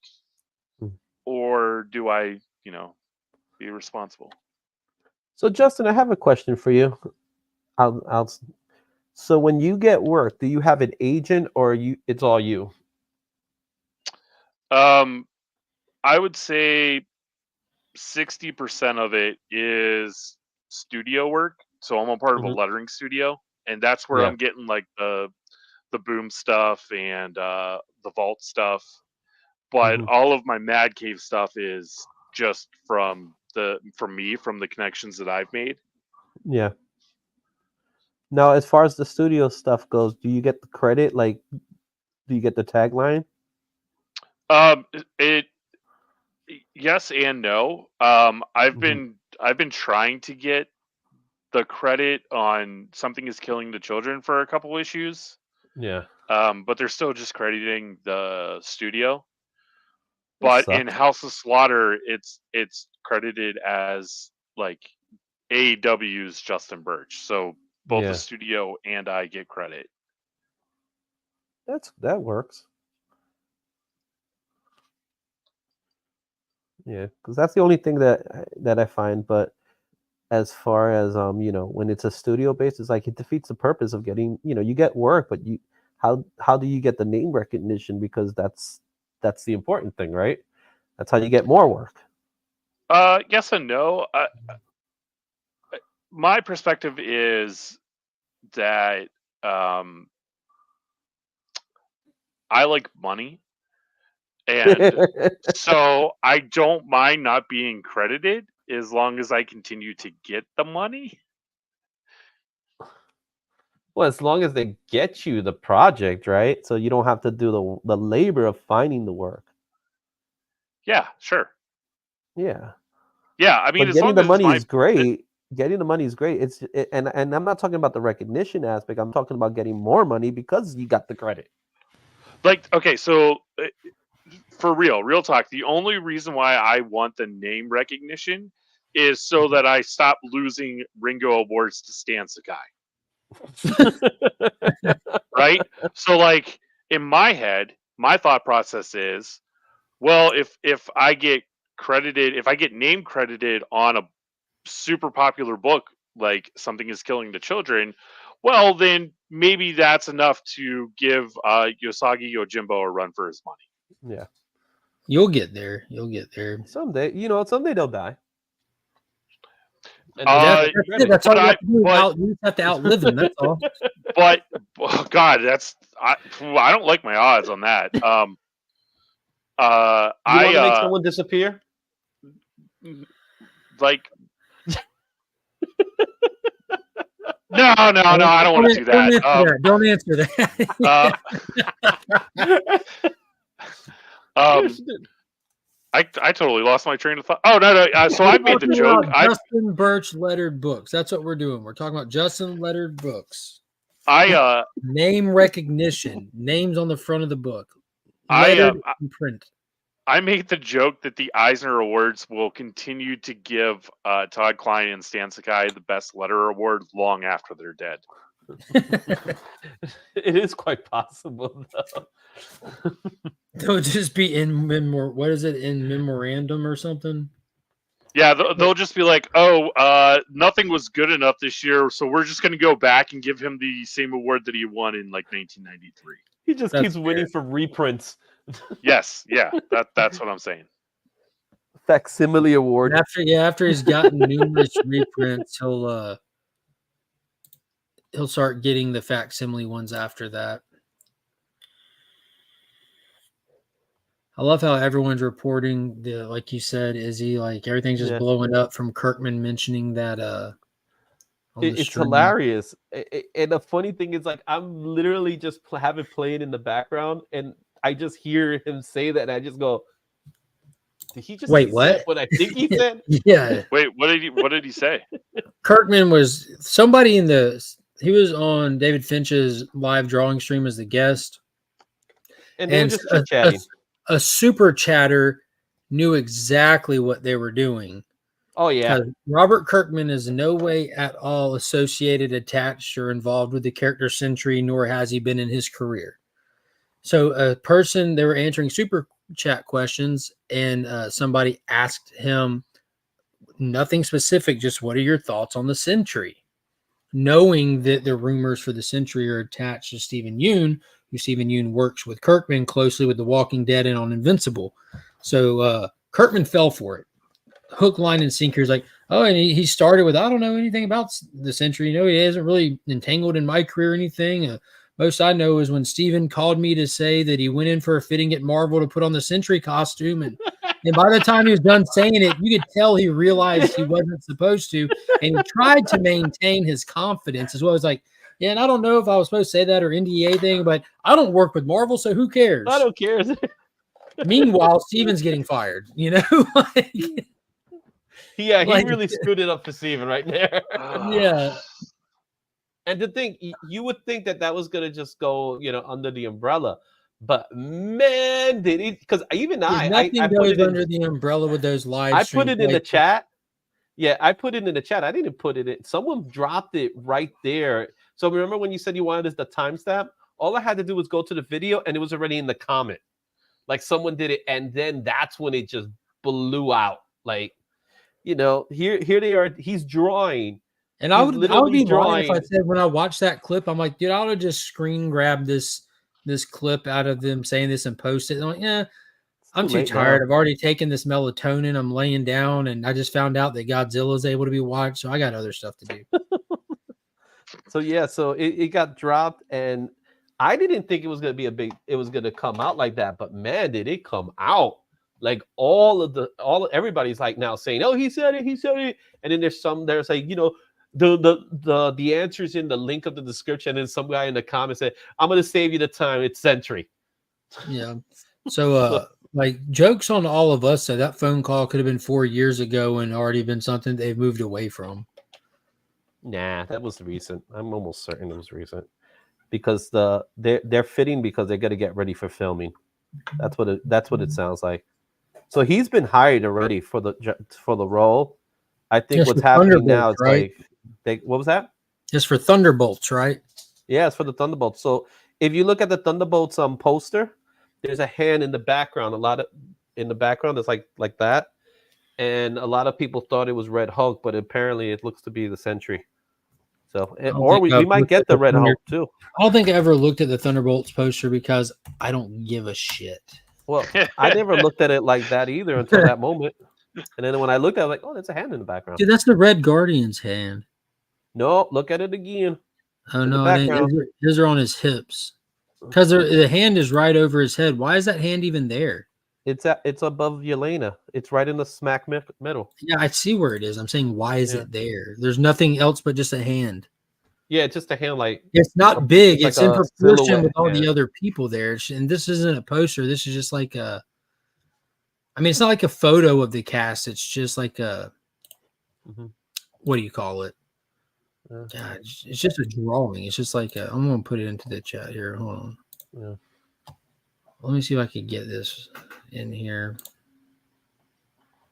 No, I didn't even say. What the crap? Get this out of here.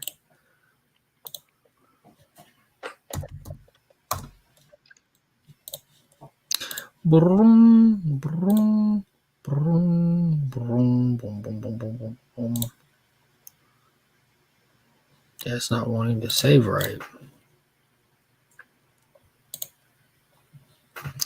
Hate pop-ups. Oh, that's why it's a web file. Poo on you, web file. I hate web files. I do too. They're the worst. That's why I got snippet. Like, I also hate the web. Nerdist is already. Nerdist says Stephen Yang Thunderbolt's role confirmed by Walking Dead's creator. Oh my god, this has blown up. Here you go. I can do that. I can show it. It's already up. Oh, there Wait, it where's is. this hand? You see, Look at but it. right next to Red Guardian's head, but it looks like it's his hand at It's first not. glance, but his hands are on his hips. Yeah. So I don't understand Wait, why. okay, so first off, is this fan made? This is fan No, made, this right? is the poster. This is isn't the the poster. poster. This is just a promo thing that Disney made a while back. Like when they first announced it. I wouldn't call it a poster. It's just a promo image. It's yeah. like CGI cartoon image, like before they have like any of these people in these suits standing together, they just mocked it up. But it is an official mock-up though. Yeah. It's When I think poster, I think like movie poster. It does look like Red Guardian waving, but yeah, both of his hands are on his hips. yeah. Where's his? Where's his other hand? Like I don't see it on his hip though. It's you can see the silver wrist. No, that's her. Yeah, but it's definitely that is a left hand. But that hand would be way too small to be his. It doesn't make any sense. You can't make the hand. It's an awkward position for his hand to be, and if you look at where like towards his pinky goes, you could tell it's not his hand because the foreshadowing is off. I hate that I have spent this much time trying to figure this out. Oh man, you can get it though. It's definitely not his hand. Yeah, I agree with Taylor. What's the other?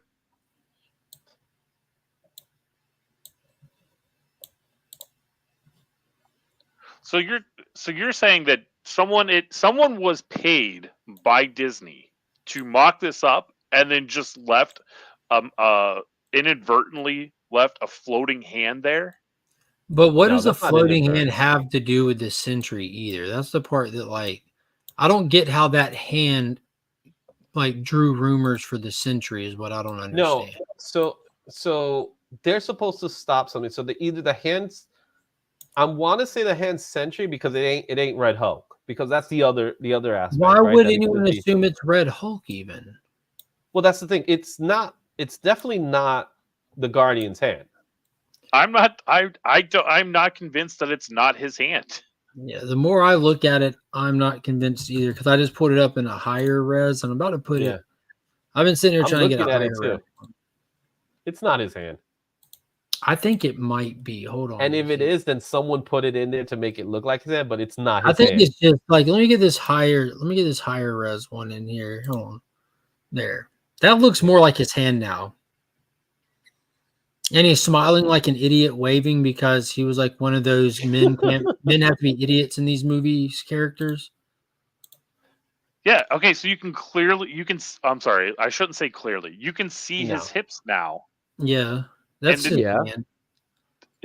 I don't know. I hate the fact that I have spent this much time. It is a poorly rendered hand.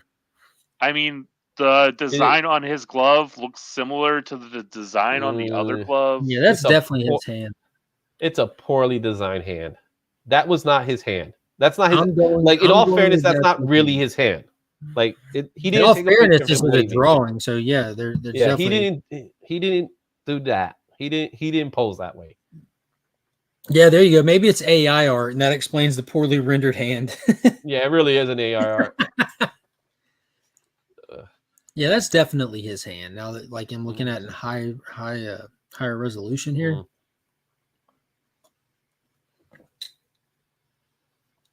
Well, we ain't seeing this movie for another 2 years, so who cares? Yeah, Taylor's got a good point. Now that the trade dress is out of the way, there's a glowing light by his left hip. Both hands aren't on his hips. Mm-hmm. Yeah, T-Dubs. An artist. He sees the detail. Oh God, J.J. Abrams is involved with this, isn't it? With all the damn lens flares. Oh, I love lens flares.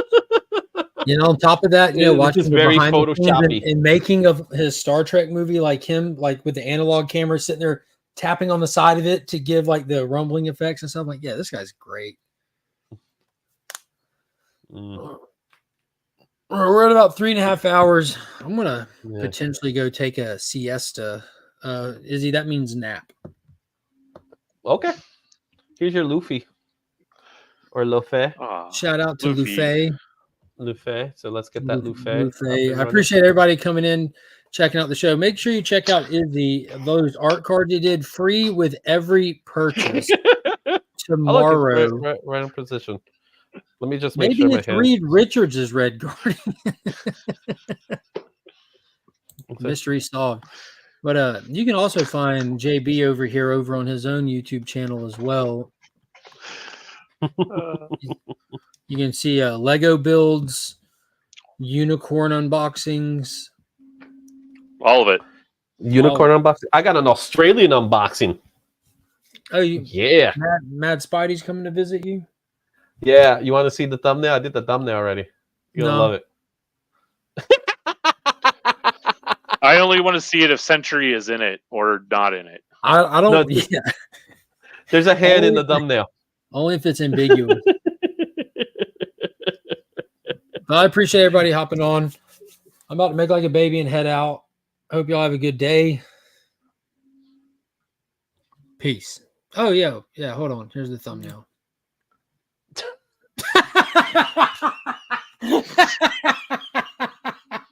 That's amazing. That's your best thumbnail yet, dude. That is amazing.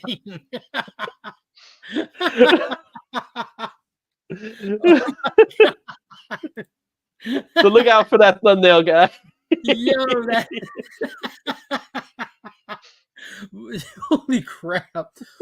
Unboxing from down under, mate. Is that a koala in the tree? Yeah. Kangaroo over the shoulder. that was flawless. There you go. Holy crap. When does that video come out? I'm gonna try. I have to do the recording today, so I'm gonna do the recording. Hopefully by the end of the day, it'll be up for channel members, and then it'll probably be free for everybody else. Well, that means I'll be watching that today because I did dive into the Izzyverse, and don't forget, you can support the channels who have them by doing those channel member things. It's a great way to support and have fun and interact more with the channel. Also, I'm giving away this Hulk 180 to a lucky channel member in the coming months. So if you want to be part of that event, be sure to hit that join button, get in where you fit in. Don't miss out on that. I haven't seen someone give one of those away ever. So That should be Yeah, fun. everybody's trying to get rid of the 181. Like, who really wants the 181? Get the real first appearance of Wolverine. Well, I have both. Yeah, DJ get has both. Yeah, Get you both. just get both. Or get the Gambit, Thor. Dark Side, Hulk, Wolverine, whatever. Just get both. Don't argue. Get both. Mhm. All right, that's gonna do it. Appreciate everyone hanging out watching. Until next time, we are Legion.